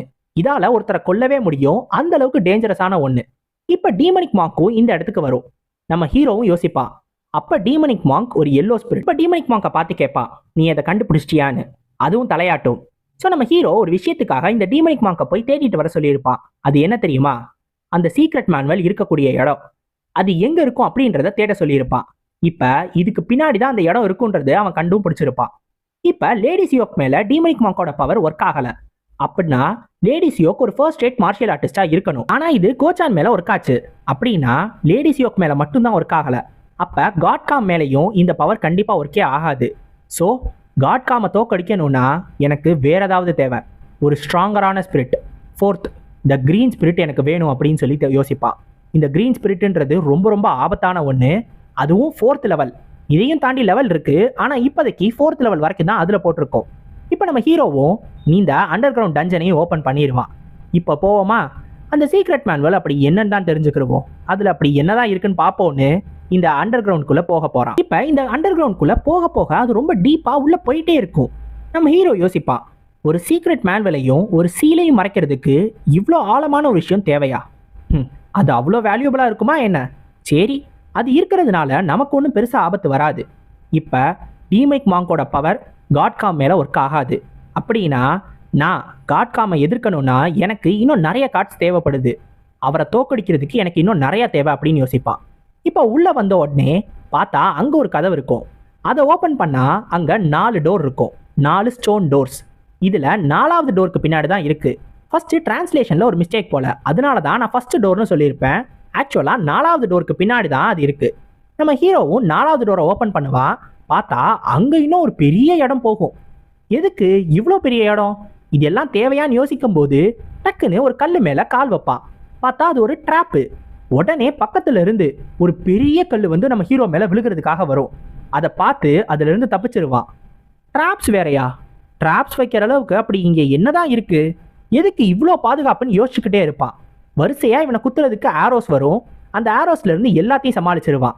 ஓ, இந்த ஆரோவை சமாளிச்சிட்டேன், ஆனா அடுத்தே பெருசா ஒன்று வருது போலையேன்னு பார்த்தா இன்னொரு பெரிய மரக்கட்டையை வேற பிளான் பண்ணி வச்சிருப்பானுங்க. அதுல இருந்தும் தப்பிப்பான். அடுத்து இதுல இருந்து தப்பிச்ச உடனே இன்னொன்னு ஒரு பெரிய வெப்பன்ஸ் எல்லாம் இருக்கும்ல, அந்த மாதிரி நிறைய வெப்பன் நம்ம ஹீரோ அடிக்கிறதுக்காக வரும். செட்டெல்லாம் ரொம்ப பிரம்மாண்டமா இருக்கே அப்படின்னா உள்ள ஏதோ ஒரு விஷயம் ரொம்ப பெருசா இருக்கு, அது என்னவா இருந்தாலும் அது எனக்கு தான் சொல்லி நம்ம ஹீரோவும் எல்லாத்துல இருந்தும் தப்பிப்பான். தப்பிச்சு இப்ப அந்த இடத்துக்கு வருவான். வந்தா அந்த இடம் யாரோ ஒருத்தர் தங்கி இருக்கிற மாதிரி இருக்கும், ஒரு ரூம் மாதிரி இருக்கும். இந்த இடத்துல ரூம் மாதிரி ஒரு விஷயமா, யார் இங்க தங்கியிருப்பான்னு யோசிச்சுக்கிட்டு இருப்பான். இப்போ இந்த இடத்துல சென்ட்ரா ஒரு பாக்ஸ் இருக்கும். அந்த பாக்ஸை ஓப்பன் பண்ணா அதுல மொத்தம் 2 மேனுவல் இருக்கும். ஒன்று அடமண்ட் ரிசால்வ், இன்னொன்று wood hard swat transformation technique. So நம்ம காட் கோச்சான் ஏற்கனவே இந்த சீக்ரெட் மேனுவல் பற்றி சொல்லியிருப்பான். இந்த சீக்ரெட் மேனுவல் மொத்தம் 2ஆக பிரிக்கப்பட்டிருக்கு. ஒரு ஸ்வாட் டெக்னிக், இன்னொன்று கல்டிவேஷன் டெக்னிக். நம்ம ஹீரோ இப்போதைக்கு 2யுமே எடுத்துருவான். ஆனால் இந்த ஒரு 2 புக்குக்காக இவ்வளோ ட்ராப்ஸையும் இவ்வளோ பெரிய இடத்தையும் செட் பண்ணணுமா? கண்டிப்பாக இங்கே வேற என்னமோ இருக்குன்னு சுற்றி முற்றி பார்ப்பான். அப்போ அந்த இடத்துல ஒரு ட்ரெஷர் பாக்ஸ் இருக்கிறத கண்டுபிடிப்பான். அந்த பாக்ஸை யாரோ இழுத்ததுக்கான தடயமும் இருக்கும். இந்த பாக்ஸு கீழே ஏதோ ஒன்று இருக்குன்றதை புரிஞ்சுக்கிட்டு அந்த பாக்ஸையும் தள்ளுவான். பார்த்தா கீழே தரையிலேயே இந்த உட்டன் மாதிரி தரை இருக்கும். அந்த இடத்துல நிறைய தலிஸ்மன் போட்டு ஒரே ஒரு சின்ன ஒரு இடம் மட்டும் இருக்கும். கண்டிப்பாக இதுக்கு கீழே ஏதோ ஒன்று இருக்குது, இது என்னன்னு சொல்லி ஓப்பன் பண்ணுவான். உள்ள இன்னொரு பாக்ஸ் இருக்கும். அந்த பாக்ஸ்லேயும் நிறைய தாலிஸ்மன் இருக்கும். இதை ஓப்பனே பண்ணக்கூடாதுன்னு தான் கொடுத்துருப்பாங்க. நம்ம ஹீரோ அதை சும்மா விடுவானா என்ன? உடனே அதுலேருந்து ஒரு தாலிஸ்மனை ஓப்பன் பண்ணுவான். ஓப்பன் பண்ண உடனே பக்கத்தில் எரிஞ்சுக்கிட்டு இருந்த விளக்கு இருக்குல்ல, அது அணைஞ்சு போயிடும். இதுக்குள்ளேருந்து வரக்கூடிய எனர்ஜி ஏதோ ஒன்று வித்தியாசமாக இருக்குது. இது ஒரு சாதாரண புக் கிடையாது, ஏதோ ஒன்று பெருசுன்னு சொல்லி அந்த புக்கை கையில் எடுப்பான். அது ஒரு மாதிரி லெதர்னால சுத்தப்பட்டிருக்கும். இந்த புக்கு ஏதோ ஒன்று வித்தியாசமாக இருக்குன்னு யோசிச்சுக்கிட்டே இருப்பான். அப்போ தான் கொஞ்ச நேரத்தில் நம்ம ஹீரோவுக்கு புரியும், அது லெதர் கிடையாது, அது ஒரு தோல், மனுஷனோட தோல், அதால் உருவாக்கப்பட்ட ஒரு புக்கு. கண்டிப்பாக இது ஏதோ ஒன்று பெருசுன்னு நம்ம ஹீரோவுக்கு அப்போவே புரிஞ்சிடும். இப்போ வெளில எல்லாரும் ஆடி பாடி சந்தோஷமாக இருப்பாங்க. எந்த இடம்னா செகண்ட் யங் மாஸ்டர்னு ஒருத்தர் இருப்பான்ல, அவனோட இடத்துல. இவன் எதுக்காக தெரியுமா இவ்வளோ சந்தோஷமாக இருக்கான்? இவனுக்குன்னு ஒரு பெரிய அசெட் அவன் கூட வந்துட்டானா. அது யாருன்னா காட்காம். இந்த காட்காமு வேற ஒருத்தன் கூட போய் சேர போறேன்னு பிளான் போட்டுக்கிட்டு இருந்தால, அது இந்த செகண்ட் யங் மாஸ்டர் தான். இவன் கூட போய் சேர்ந்துட்டான். இவனும் செகண்ட் யங் மாஸ்டருக்கு என்னோட வணக்கங்கள்னு இவன் கூட சேர்ந்துருவான். இப்போ இந்த செகண்ட் யங் மாஸ்டர் நம்ம காட்காமை பார்த்து சொல்லுவான், உங்களை வெயிட் பண்ண வச்சதுக்கு என்னை மன்னிச்சிருங்க, ஆனால் நீங்கள் எங்கள் கூட வந்து சேர்ந்துட்டீங்கன்றத நான் பெருசாக கொண்டாடணும்னு நினச்சேன். அதுவும் இல்லாமல் என்னோட அப்பாவுக்கு இப்போ அவ்வளோவா உடம்பு சரியில்லை, ஸோ என்னால் இவ்வளோதான் ப்ரிப்பேர் பண்ண முடிஞ்சிச்சு, கொஞ்சம் அட்ஜஸ்ட் பண்ணிக்கோங்கன்னு சொல்லுவான். பரவாயில்ல, நீங்கள் எனக்கு இவ்வளோ மரியாதை கொடுக்குறதே எனக்கு போதும்னு இந்த காட்காமும் உள்ளே வருவார். இப்போ உள்ளே வந்த உடனே இந்த காட்காமு இந்த செகண்ட் யங் மாஸ்டர் கிட்ட என்ன தெரியுமா சொல்லியிருப்பான்? தேர்ட் யங் மாஸ்டர் மோ கியோங் வான் அவரோட மார்ஷியல் எபிலிட்டிஸ் எல்லாத்தையும் இழந்துட்டாரு அப்படின்னு சொல்லியிருப்பான். எதுக்காக நம்ம காட்காம் இதை சொன்னாரு அப்படின்னு சொல்லி கேட்டீங்கன்னா, உண்மையான மா கியோங் வாங் என்னானா செத்து போயிட்டான். அதுவும் நம்ம ஹீரோ அவனை கொன்னுட்டான். இப்போ மா கியோங் வாங் செத்து போயிட்டான். இப்போ இருக்கிறவன் ஒரு போலி, அவனால் மார்ஷியல் ஆர்ட்ஸையும் யூஸ் பண்ண முடியாது, இவனை நாங்கள் கூப்பிடுறதுக்காக போனோம் அப்படின்னு சொல்லி யாருக்காவது தெரிஞ்சிச்சு, முதல்ல எல்லாரும் இந்த காட்காமை தான் கொல்லுவாங்க. ஏன்னா உண்மையான ஆளை உன்னால் காப்பாற்ற முடியலை, நீ தான் தப்பு பண்ண ஆளுன்னு முதல்ல எல்லா பழியும் காட்காம் மேலே தான் விழுகும். ஸோ அதனால தான் இப்போ இருக்கிறவன் ஒரு போலி, உண்மையான ஆள் செத்து போயிட்டான்றதை மறைச்சு இப்போ இருக்கிறவனுக்கு மார்ஷியல் ஆர்ட்ஸ் போயிடுச்சு, இவன் தான் உண்மையான ஆள், ஆனால் இவனால் மார்ஷியல் ஆர்ட்ஸை யூஸ் பண்ண முடியாது அப்படின்னு சொல்லி கொஞ்சம் அந்த உண்மையை கொஞ்சம் மாற்றி அதை செகண்ட் யங் மாஸ்டர் கிட்ட சொல்லியிருக்கான். ஸோ இவர்கிட்ட இந்த மாதிரி சொன்னால் இவர்கிட்ட இருந்து நம்மளுக்கு தேவையான எல்லாமே கிடச்சிரும், நம்ம இவர் கூடவே இருந்துக்கலான்னு பிளான் போட்டிருக்கான் இந்த காட்காம். இப்போ உடனே இந்த செகண்ட் யங் மாஸ்டரும் சொல்லுவான், ஏற்கனவே அவன் வெட்டி தான், இதில் மார்ஷியல் ஆர்ட்ஸ் வேற யூஸ் பண்ண முடியாதா? அவன் என்கிட்ட எனக்கு காம்படிஷனே கிடையாது, இப்போ ஒரு ஆள் காம்படிஷன்லேருந்து போயிட்டான், உங்களை மாதிரி ஒரு ஆள் என் கூட வந்து சேர்ந்ததை நினச்சி நானும் சந்தோஷப்படணும். இருந்தாலும் நான் ஒரு விஷயத்தை மட்டும் யோசிச்சுக்கிட்டே இருக்கேன், திடீர்னு எப்படி அவனால் மார்ஷியல் ஆர்ட்ஸை யூஸ் பண்ண முடியாமல் போச்சு? அதுக்கு காரணம் என்ன? ஒருவேளை அதுக்கு காரணம் நீங்களா இருந்தாலும் நான் ஒன்றும் உங்களை குறை சொல்ல போகிறதில்ல, ஏன்னா மனுஷங்க நான் தப்பு பண்ண தானே செய்வாங்க, தாராளமாக என்கிட்ட உண்மையை சொல்லுங்கன்னு சொல்லுவான். ஆனால் இந்த காட்காம் சாரி, என்னால் இப்போதைக்கு அதை சொல்ல முடியாதுன்னு சொல்லிடுவான். ஏன்னா உண்மையை சொன்னால் முதல்ல வெட்ட போகிறது இவனை தான். அதனால இந்த காட்காம் கண்டிப்பாக அதை சொல்லவே மாட்டான். இது தெரிஞ்சுக்கிறதுனால உங்களுக்கு எந்த பிரச்சனையும் வராது, இப்போதைக்கு அவருக்கு மார்ஷியல் ஆர்ட்ஸ் யூஸ் பண்ண முடியாது, அதை மட்டும்தான் என்னால் சொல்ல முடியும்னு சொல்லுவான். பரவாயில்ல, நீங்கள் சொல்கிறத நான் நம்புகிறேன். அதுவும் இல்லாமல் நீங்கள் ஃபார்மர் அசாசின் வேற, நீங்கள் எங்களுக்கு வந்து சேர்ந்தது எங்களுக்கு தான் ஒரு பெரிய ஒரு ப்ளஸ்ஸாக இருக்கும், எங்களுக்கு இது ஒரு பெரிய ஸ்ட்ரென்த்தாக இருக்கும்னு சொல்லுவான். இப்போ இதை கேட்ட உடனே காட்காமுக்கு அதிர்ச்சி ஆகிடும். என்னது, நான் ஒரு அசாசின்ன்றதை இவன் எப்படி கண்டுபிடிச்சா? இவனை நான் சாதாரணமாக எடை போட்டேன், இவனும் ஒரு குழந்தை தானே நினச்சிட்டேன், ஆனால் இவன் நான் யாருன்றதே கண்டுபிடிச்சிட்டான். இவன் கிட்ட கொஞ்சம் ஜாக்கிரதையாக தான் இருக்கணும்னு நினப்பான். இப்போ இந்த செகண்ட் யங் மாஸ்டர் பக்கத்தில் வந்து சொல்லுவான், சாரி சாரி, இதையும் நீங்கள் சீக்ரெட்டாக வைக்கணும்னு நினச்சிங்களா? நான் தான் வெளில சொல்லிட்டேனோ? கவலைப்படாதீங்க, என்கிட்ட இருந்தால் அது சீக்ரெட்டாக தான் இருக்கும், நான் யாருக்கிட்டையும் சொல்ல மாட்டேன்பா. இப்போ உடனே இந்த காட் காமும் அந்த இடத்துல இருந்து போயிடுவான். இவன் போனதுக்கப்புறம் நம்ம ஹீரோ, இந்த ஆள் கண்டிப்பாக எதையோ ஒன்று நமக்கு மறைக்கிறான், அந்த தேர்ட் தான் ஏதோ ஒரு பிளான் போடுறான்னு நினைக்கிறேன், இந்த ஆளும் அதுக்கு தான் உதவி செய்யணும்னு நினைக்கிறான், ஏதோ ஒன்று தப்பாக இருக்குது, நீ போய் அந்த தேர்டு உண்மையிலே மார்ஷியல் ஆர்ட்ஸை விட்டுட்டானா இல்லையான்றதை செக் பண்ணிட்டு வான்னு சொல்லி சோ இல்சாங்னு அவனோட ஆளை ஒருத்தனை அனுப்பி வைப்பான். இப்போ அந்த சோ இல்சாங்கும் கேட்பான், செக் மட்டும் பண்ணால் போதுமான்னு. ரொம்ப போர் அடிக்கும்ல, சரி அவனோட கை காலு எதையாவது ஒன்று உடச்சிட்டு வந்துரு, போயிட்டு வான்னு சொல்லி அவனை அனுப்பிச்சி வச்சிருவான். இப்போ நம்ம ஹீரோ இந்த புக்கை பார்க்கும்போது இந்த புக்கில் இருந்து ஹார்ட் பீட் மாதிரி ஒன்று இருக்கும், துடிச்சிக்கிட்டே இருக்கும் இந்த புக்கு. இந்த புக்கிலேருந்து வரக்கூடிய ஒரு சென்சேஷன் கண்டிப்பாக இது ஹார்ட் பீட் தான், இதுவும் மனுஷனோட தோல் தான், இது நம்ம ஹீரோவுக்கு நல்லாவே தெரிஞ்சிடும். ஆனால் இந்த புக்கு உயிரோடு இருக்கிறத தாண்டி ஒரு மாதிரி இறந்து போன ஒன்று மாதிரி தான் தெரியுது, ஆனாலும் ஹார்ட் பீட் இருக்குது, இதுக்கு பின்னாடி ஏதோ ஒன்று பெருசாக இருக்குது, கண்டிப்பாக இதை ஓப்பன் பண்ணியே ஆகணும். ஆனால் இது எதுக்கு இந்த இடத்துல இருக்குது? எனக்கு இன்னும் ஆர்வம் அதிகமாகுதுன்னு நம்ம ஹீரோ அதை ஓப்பன் பண்ணலான்னு ட்ரை பண்ணுவான். அப்போ அந்த இடத்துக்கு நம்ம டீமனிக் மாங்க் வருவார். நம்ம டீமனிக் மாங்க்கு நம்ம ஹீரோவையும் பார்ப்பாரு, அந்த புக்கையும் பார்ப்பாரு. அந்த புக்கை பார்த்த உடனே பயந்து போய் டக்குன்னு கீழே மண்டி போட்டு உட்காந்து அந்த புக்குக்கு வணக்கம் சொல்ல ஆரம்பிச்சிருவான். உடனே நம்ம ஹீரோ யோசிப்பான், டீமனிக் மாங்க் ஒரு ஈவில் ஸ்பிரிட் இந்த மாதிரி நடந்துக்கிறானா, ஒரு ஈவில் ஸ்பிரிட்டே பார்த்து பயப்படுறானா, அப்போ இந்த புக்கு வெறும் சாதாரண புக்கு கிடையாது, இது எதையோ ஒன்று சீல் பண்ணியிருக்கு. டீமனிக் மாங்க்கும் பார்த்து பயப்படுற அளவுக்கு ஒரு பெரிய விஷயத்தை இதில் சீல் பண்ணி வச்சுருக்காங்க. ஆனால் இப்போதைக்கு இதை நம்ம யூஸ் பண்ணக்கூடாது, ஏன்னா டீமனிக் மாங்க் இங்கே இருக்கானா அப்போ என் ரூமுக்கு யாரோ வந்திருக்காங்க, விருந்தாளிங்க வந்துட்டாங்க, போய் அவங்கள வரவேற்றுட்டு வருவோமான்னு நம்ம ஹீரோவும் டேரெக்டாக கிளம்புவான். இப்போ நம்ம ஹீரோவை பார்க்குறதுக்கு நம்ம ஹீரோவோட அந்த ரூமுக்கு அந்த சோ இல்சாங் கொஞ்சம் கொஞ்சமாக பதுங்கி பதுங்கி வருவான்.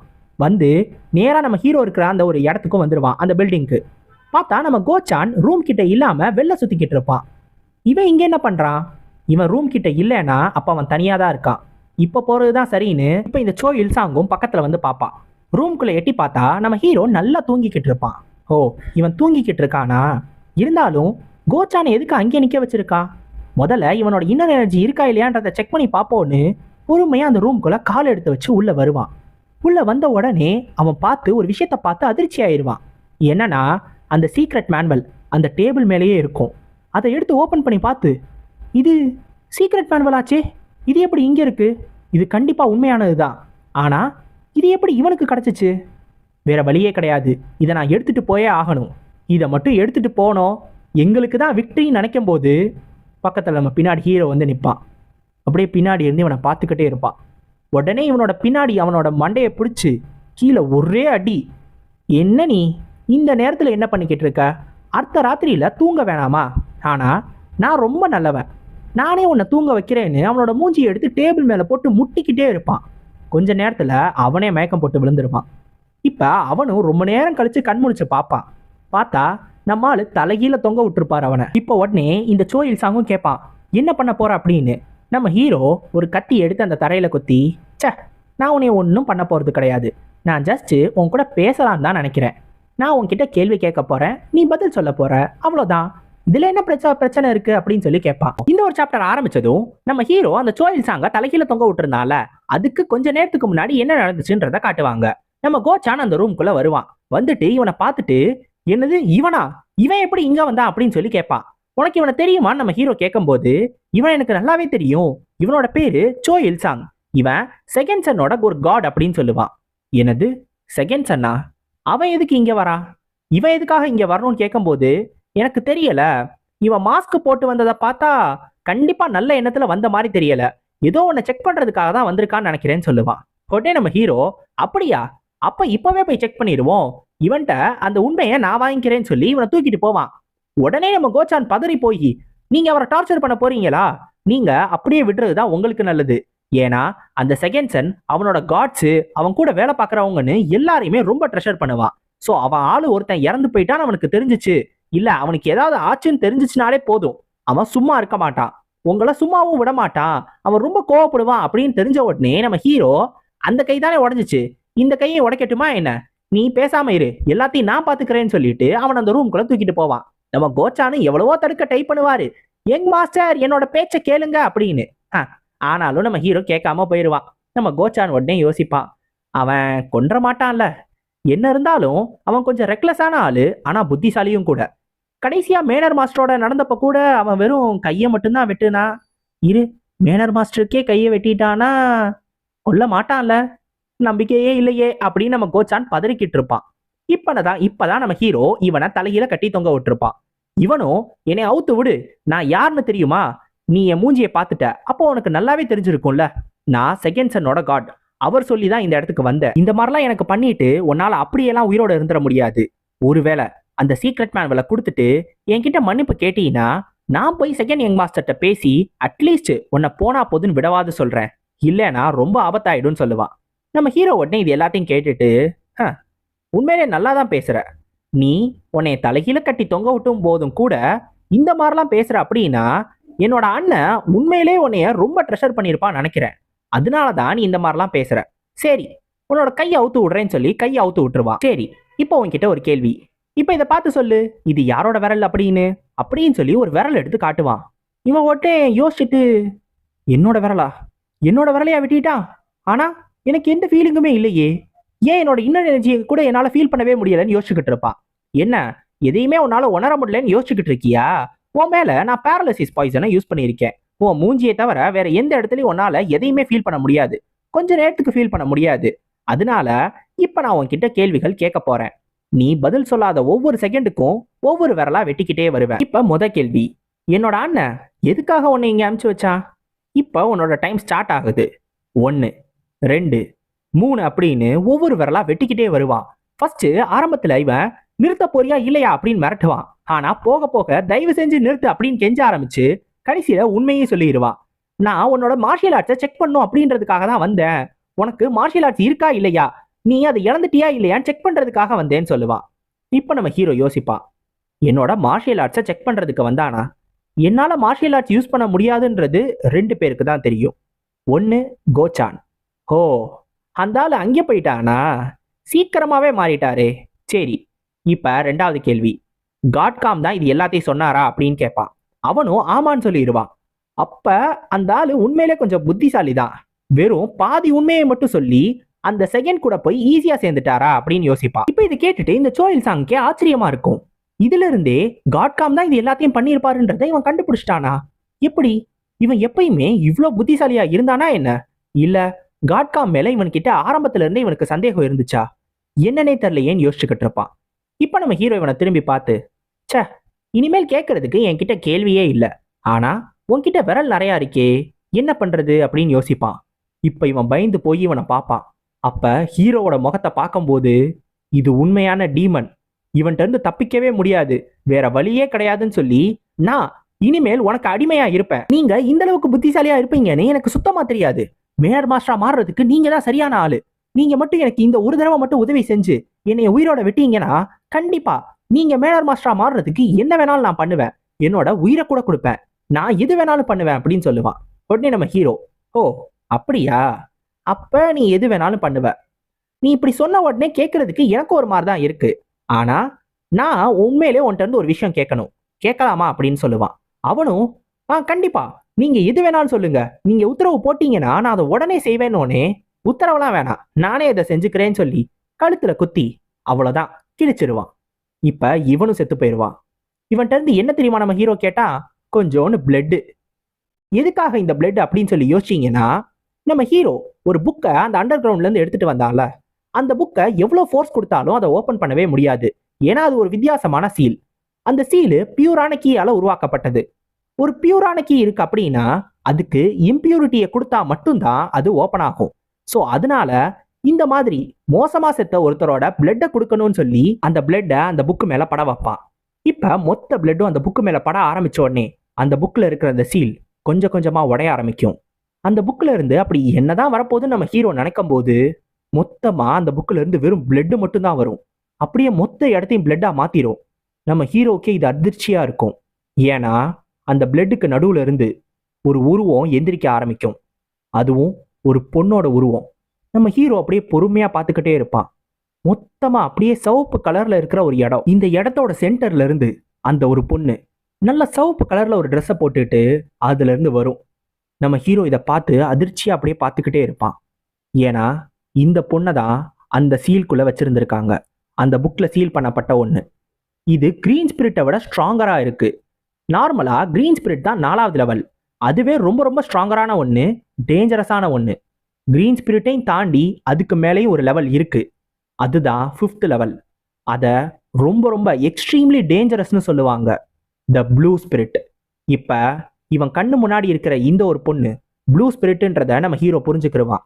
நம்ம ஹீரோ ஒரு கிரீன் ஸ்பிரிட் தான் வரப்போகுது, சரி ப்ளூ ஸ்பிரிட் கிடைச்சதுனால நமக்கும் நல்லதுதான், நான் இப்ப லக்கின்னு நினைக்கும் போது டக்குன்னு அந்த பிளட் எல்லாமே நம்ம ஹீரோவை சுத்தி பிடிக்க ஆரம்பிச்சிடும். இப்ப இந்த பொண்ணு பேசும். ஃபூலிஷ் மோர்ட்டல், நீ உன்னோட சோலை விட்டுரு. உன்னோட பாடி இனிமேல் எனக்கு சொந்தமானது. நான் தான் அதை கண்ட்ரோல் பண்ண போறேன்னு சொல்லும். நம்ம ஹீரோ இப்பதான் இந்த 5th லெவலை பத்தி யோசிச்சுக்கிட்டு இருப்பான். இந்த 5th லெவல் ஸ்பிரிட் இருக்குல்ல, இது நார்மலா பல வருஷங்களுக்கு உயிரோட இருக்கக்கூடிய ஒரு ஸ்பிரிட். அதாவது ரொம்ப வருஷத்துக்கு முன்னாடியே உயிரோட இருந்து இறந்து போய் பல வருஷங்களா ஸ்பிரிட்டாவே சுத்திக்கிட்டு இருப்பாங்க. இவங்க எல்லாரும் ஒரு புதுசான ஒரு ஏரியாவே அவங்களால உருவாக்க முடியும். அதாவது நார்மலா ஒரு ஒரு ஸ்பிரிட் அந்த இடத்துல பவுண்டானது அப்படின்ற மாதிரி இல்லாம இவங்களால ஒரு சர்டைன் ஏரியாவை அவங்களோட இன்ஃப்ளூயன்ஸ் கீழே கொண்டு வர முடியும். நிறைய ஹாலுசினேஷன், ரொம்ப ரொம்ப டேஞ்சரஸான விஷயங்கள் நீ எது வேணாலும் செய்ய முடியும். இதுங்களை தடுக்கணும்னா அட்லீஸ்ட் பவர்ஃபுல்லான ஒரு 10 ஷாமான்ஸாவது தேவைப்படுவாங்க. அந்த அளவுக்கு டேஞ்சரஸான ஒன்று தான் இந்த ப்ளூ ஸ்பிரிட். இப்போ இந்த ஒரு ப்ளூ ஸ்பிரிட் நம்ம ஹீரோவை பார்த்து சொல்லும், நீ இன்னமுமா இதுல இருந்து தப்பிக்க ட்ரை பண்ணிக்கிட்டு இருக்க, நீ உண்மையிலே ரொம்ப ஸ்லோவா இருக்க அப்படின்னு. நம்ம ஹீரோவுக்கு இப்போ இதோட பவர் புரிய ஆரம்பிக்கும். இது ஏன் டேஞ்சரஸான ஒன்றுன்றது நம்ம ஹீரோவுக்கு தெரியும். இருந்தாலும் இன்ட்ரெஸ்டிங்காக தான் இருக்குன்னு யோசிப்பான். இப்போ உடனே இந்த ப்ளூ ஸ்பிரிட்டு என்ன அப்படின்னு கேட்கும்போது, இல்ல எல்லா ஸ்பிரிட்டா இருந்தாலும் சரி, எந்த பேயா இருந்தாலும் உங்களுக்கு யாராவது ஒருத்தரோட உடம்பு கண்டிப்பா தேவை, இல்லைன்னா உங்களால ஒண்ணுமே பண்ண முடியாது. அப்ப பாடி இருந்தாதான் உங்களாலே எதுனாலும் பண்ண முடியும். நீ எவ்வளவு பவர்ஃபுல்லா இருந்தாலும் கண்டிப்பா உனக்கு என்னோட உடம்பு தேவை. ஆனா என்னோட உடம்பு உனக்கு வேணும்னா முடிஞ்சா எடுத்துக்கோ அப்படின்னு சொல்லுவான். ஆனா இதை கேட்டுட்டு ப்ளூ ஸ்பிரிட் சும்மா இருக்காது. உடனே ஒரு பிளட் ஆரோவா அனுப்பும். அவனோட வயித்தை கிழிச்சுக்கிட்டு போகும். நம்ம ஹீரோவும் அடுத்தே கீழே விழுந்துருவான். இப்போ உடனே மாத்தி மாத்தி சுத்தி இருக்கிற எல்லா பிளட்டையும் அனுப்ப ஆரம்பிக்கும். அப்ப அது ஹீரோ மேல பட்டு அப்படியே ஆசிட் மாதிரி நம்ம ஹீரோவோட உடம்ப அப்படியே எரிக்க ஆரம்பிச்சிடும். நம்ம ஜியோங்கால அதை எதிர்த்து சண்டையே போட முடியாது. இப்ப இந்த ப்ளூ ஸ்பிரிட் சொல்லும், இப்போ உனக்கு புரிஞ்சிருக்கும்னு நினைக்கிறேன், உன்னால எதுவுமே பண்ண முடியாது அப்படின்றது. அதனால ஒரு நல்ல பையனா அந்த பாடியை என்கிட்ட கொடுத்துரு.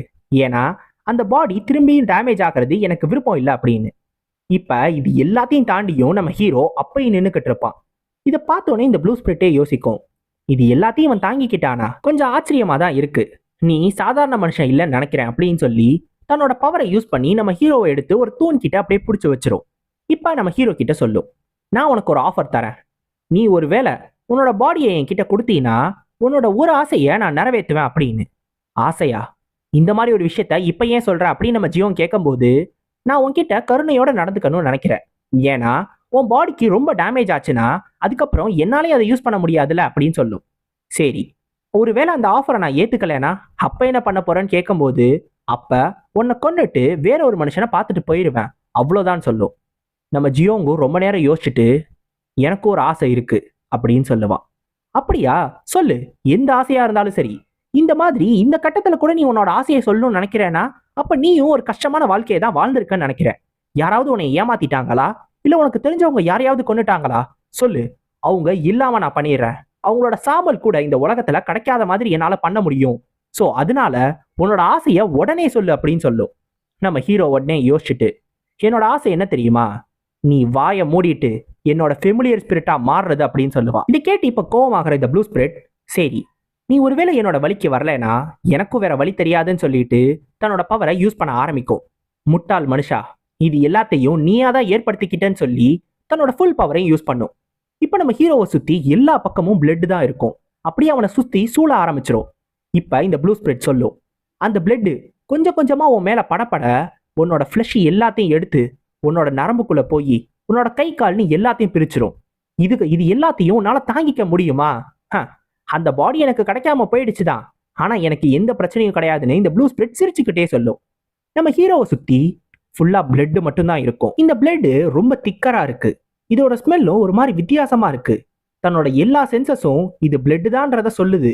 இருந்தாலும் தனக்கு இது ஏதோ வித்தியாசமா இருக்கிற மாதிரி நம்ம ஹீரோவுக்கு தோணும். ஏன் அப்படின்னா கொஞ்ச நாளைக்கு முன்னாடி ஒரு ஊருக்குள்ள நம்ம ஹீரோ ஒரு கலவரத்தையே ஏற்படுத்தினால, ஒரு ஸ்கைத் எடுத்துக்கொண்டு போய் எக்கச்சக்க மக்களை கொன்னால, அப்ப இருந்த அந்த பிளட்டோட ஸ்மெல்லும் டேஸ்டும் இதை விட வித்தியாசமா இருந்துச்சுன்னு சொல்லுவா. அன்னைக்கு நம்ம ஜியோங் பார்த்தா அந்த ஒரு பிளட் லைஃபை குறிக்கிறதா இருந்துச்சுன்னா, இன்னைக்கு நம்ம ஜியோங் இப்ப ஃபீல் பண்ற இந்த ஒரு பிளட் டெத்தை குறிக்கிறதா இருக்கும். அப்ப இது உண்மையான பிளட் கிடையாது, இது எல்லாமே ஒரு இல்யூஷன்ன்றத நம்ம ஹீரோ புரிஞ்சுக்கிடுவான். இதை புரிஞ்சுக்கிட்ட உடனே இந்த இல்யூஷனும் உடைய ஆரம்பிச்சிடும். இந்த இல்யூஷன்ல இருந்து மொத்தமா நார்மல் உலகத்துக்கு 2 பேருமே வந்துருவாங்க. இப்ப நம்ம ஹீரோவை பார்த்து இந்த ப்ளூ ஸ்பிரிட்டே அதிர்ச்சி ஆயிடும். இதுக்கு வாய்ப்பே கிடையாது, எப்படி இது இல்யூஷன்ன்றதை இவன் கண்டுபிடிச்சான் அப்படின்னு. ஆனா அதுக்கு வாய்ப்பு இருக்குன்றதை காட்டுறதுக்காகவே நம்ம ஹீரோவும் அதை உடைச்சிட்டு வெளியே வந்து காட்டிட்டான். இப்ப இந்த ப்ளூ ஸ்பிரிட் நம்ம ஹீரோவை பார்த்த உடனே ஒரு பிளட்னால உருவான ஒரு பட்டர்ஃபிளைய நம்ம ஹீரோவை நோக்கி அனுப்பும். இதுவும் கிட்டத்தட்ட ஒரு இல்யூஷன் தான். இது போய் நம்ம ஹீரோ மேல படுற மாதிரி அனுப்பும். இப்ப இது போய் நம்ம ஹீரோ மேல பட்டாலும் நம்ம ஹீரோ பெருசா ரியாக்ஷனே இல்லாம அப்படியே இதை பார்த்துட்டு நின்றுக்கிட்டே இருப்பான். அது வந்து படுதுன்னு கூட கண்டுக்க மாட்டான். இப்ப இது என்னன்றது இந்த ப்ளூ ஸ்பிரிட்க்கு புரிஞ்சிடும். இதான் டிரான்ஸ்செண்டன்ஸ். அதாவது ஒருத்தவங்க அவங்களோட எல்லா சென்சஸையும் கட்டுக்குள்ள வச்சு இது இல்யூஷன் அப்படின்றத புரிஞ்சுக்கிட்டாங்க அப்படின்னா இந்த மாதிரியான ஒரு ஸ்டேட்டை அவங்களால அடைய முடியும். ஆனா ஒரு ஃபர்ஸ்ட் ரேட் ஷாமான் கூட இதை கண்டுபிடிக்கிறதுல ரொம்ப கஷ்டப்படுவாங்க. ஆனா இந்த பையன் ஒரு ஷாமான் கூட கிடையாது. ஒருவேளை இவன் ஒரு பெரிய ஷாமானா மாறுறதுக்கான குவாலிட்டிஸோட பிறந்தவனா இருப்பானோ, அதனாலதான் இதுல இருந்து தப்பிச்சுட்டானோன்னு இந்த ப்ளூ ஸ்பிரிட் யோசிச்சுக்கிட்டு இருக்கும். இப்ப நம்ம ஹீரோ சிரிக்க ஆரம்பிச்சு அவன் பாட்டுக்கு சிரிச்சுக்கிட்டு இருப்பான். உடனே இந்த ப்ளூ ஸ்பிரிட் கேட்கும், என்ன எதுக்காக சிரிக்கிற? நீ இல்யூஷன்ல இருந்து வேணா தப்பிச்சிருக்கலாம், ஆனா அதனால நீ ஜெயிச்சிட்டதா அர்த்தம் கிடையாது. நீ ஜெயிச்சிட்டதா நினைக்கிறியா என்ன அப்படின்னு கேட்கும்போது நம்ம ஹீரோ, இல்ல எனக்கு ஒரு ஃபன்னான ஐடியா எனக்கு தோணி இருக்கு அப்படின்னு சொல்லி அந்த புக் எடுத்து காட்டுவான். இதை பார்த்தோன்னே இந்த ப்ளூ ஸ்பிரிட் வேணாம் அப்படின்னு சொல்லி கத்த ஆரம்பிச்சிடும். ஏன் அப்படின்னா நார்மலா ரொம்ப வருஷமா ஒரு ஸ்பிரிட் ஒரே இடத்துல இருந்துச்சுன்னா அது எதுல சீலா இருக்கோ அந்த இடத்தோட ரொம்ப கனெக்ட் ஆயிருக்கும். ஸோ அந்த இடம் தான் அந்த ரியல் கூட அந்த ஸ்பிரிட்டை கனெக்ட் பண்ற ஒரு விஷயமா இருக்கும். இப்ப இந்த ஒரு இடத்து கூட, அதாவது உலகத்து கூட இந்த ஸ்பிரிட்டை கனெக்ட் பண்றது இந்த புக்கு தான். இப்ப இந்த புக்கை ஏதாவது டேமேஜ் பண்ணா அப்ப அந்த ஸ்பிரிட்க்கு என்ன ஆகும்? அதுக்கும் அந்த டேமேஜ் இருக்கும். உடனே நம்ம ஹீரோ பல்ல வச்சு அந்த மொத்த புக்கோட அந்த கவர் இருந்துச்சுல அதை கடிச்சு பிக்க ஆரம்பிச்சிருவான். இப்ப இந்த ப்ளூ ஸ்பிரிட்டோட உடம்பும் ஒரு மாதிரி எரிய ஆரம்பிச்சிரும். வழியில நம்ம ப்ளூ ஸ்பிரிட்டும் துடிக்க ஆரம்பிச்சிரும். இப்ப நம்ம ஜியோங்க யோசிப்பான், நான் யோசிச்சது கரெக்ட் தான். நான் இந்த புக்குக்கு டேமேஜ் கொடுத்தேன்னா அந்த ப்ளூ ஸ்பிரிட்டுக்கும் அந்த டேமேஜ் வரதா செய்யும். அதனாலதான் இப்படி வழியில துடிக்குது அப்படின்னு. இப்ப இது ப்ளூ ஸ்பிரிட்டுக்கு ரொம்ப அதிர்ச்சியா இருக்கும். ஏன் அப்படின்னா இந்த புக்கை எந்த ஒரு ஷாமானாலையும் இது வரைக்கும் தொட்டதே கிடையாது. ஆனா இந்த புக்கை இவன் கிழிச்சுக்கிட்டு இருக்கான். அதுவும் டீமனிக்கு இருக்கிற ஒரு புக்கை எப்படி இவனால இப்படிலாம் பண்ண முடிஞ்சிச்சு? நார்மலா எக்கச்சக்க ஷாமான் சேர்ந்து தான் இந்த ஒரு சீலே போட்டிருப்பாங்க இந்த புக்ல இருக்கிறது. ஏன்னா இந்த மாதிரி ஒரு ஸ்பிரிட்டை கட்டுப்படுத்தணும்னா அதுக்கு ஒரு பெரிய சீலை போட்டிருக்கணும். நிறைய ஷாமான்ஸ் தேவைப்பட்டிருப்பாங்க. ஆனா ஷாமான் கூட இல்லாத எதையுமே கத்துக்காத ஒரு சின்ன பையன் இதை டெஸ்ட்ராய் பண்றானா? இதுக்கு வாய்ப்பே கிடையாதுன்னு சொல்லி அங்க இருந்து வந்து வேகமா வந்து நம்ம ஹீரோவை அட்டாக் பண்ணும். இப்ப நம்ம ஹீரோவை பார்த்து சொல்லு இதுவும் இல்யூஷன் நினைக்கிறியா? எனக்கு இனிமேலும் உன்னோட உடம்பு தேவைப்படாது, நீ செத்தா மட்டும் போதும். நான் கருணை காமிச்சும் கூட அதை நீ ஏத்துக்காம போயிட்ட பாத்தியா? இப்ப சாம்பலா போன்னு நம்ம ஹீரோவா அடிக்கிறதுக்காக வரும். நம்ம ஜியோங்க அப்ப கூட பயப்படாம இந்த ப்ளூ ஸ்பிரிட்டை பார்த்து தைரியமாவே சொல்லுவான், ஒருவேளை உனக்கு நான் இந்த புக்கை எதுவும் பண்ணக்கூடாதுன்னா நீ என் கையில இருந்து இந்த புக்கை வாங்கிட்டு போயிருக்கலாம். ஆனா அதை பண்ணாம நீ என்னதான் கொல்லணும்னு நினைக்கிற. அப்ப எனக்கு புரிஞ்சு போச்சு, உன்னால இந்த புக்கை தொட முடியாது அப்படித்தானே? அப்ப நான் இதை பண்ணேன்னா என்ன பண்ணுவேன்னு சொல்லி அந்த லெதர் இருக்குல்ல, அந்த அவன் வாயில வச்சிருக்கிறது அதை அப்படியே முழுங்க ஆரம்பிச்சிருவான். உடனே இந்த ப்ளூ ஸ்பிரிட்டும் அதை துப்பு, நான் சொல்றேன்ல அதை துப்புன்னு சொல்லிக்கிட்டே இருக்கும். ஆனா கண்டுக்கவே மாட்டான், அவன் பாட்டுக்கு அதை முழுங்கிக்கிட்டே இருப்பான். இப்ப இந்த ப்ளூ ஸ்பிரிட்டோட கோவம் ஏறிக்கிட்டே போகும். அவனை சுத்தி இருக்கிற அந்த பிளட் எல்லாமே அவனோட கழுத்தை ரொம்ப டைட் பண்ண ஆரம்பிச்சிடும். கிட்டத்தட்ட இவன் உடம்புல இருக்கிற பிளட்டையே ரொம்ப ஹார்ம் பண்ணும். அந்த அளவுக்கு இதோட கோவம் அதிகமாகும். அந்த பிளட் ரொம்ப சூடாவும் ஆக ஆரம்பிக்கும்.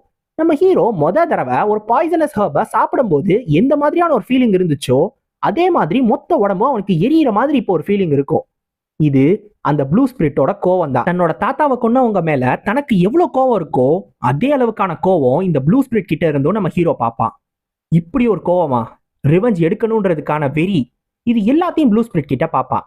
இப்ப இவங்க 2 பேரோட அந்த ஒரு ஸ்ட்ரகிளும் போயிட்டே இருக்கும். இது போக போக போக டக்குன்னு நம்ம ஜியோங் வேற ஒரு இடத்துக்கு போயிடுவா. எரிஞ்சுக்கிட்டு இருக்கிற ஒரு இடம். அந்த இடத்துல சுத்தி பிளட்டும் இருக்கும். நிறைய பேர் இறந்தும் கிடப்பாங்க. இது எல்லாத்துக்கும் நடுவுல இந்த ப்ளூ ஸ்பிரிட் நின்னுக்கிட்டு இருக்கும். இந்த ப்ளூ ஸ்பிரிட் தன்னோட துணியை கிழிச்சு அதை தன்னோட ஸ்வாடையும் தன்னோட கையையும் ஒன்னா கட்டிரும் அதை வச்சு. இப்ப இந்த ப்ளூ ஸ்பிரிட் யாரையோ ஒருத்தரை எதிர்த்து தான் இது எல்லாத்தையும் பண்ணும்.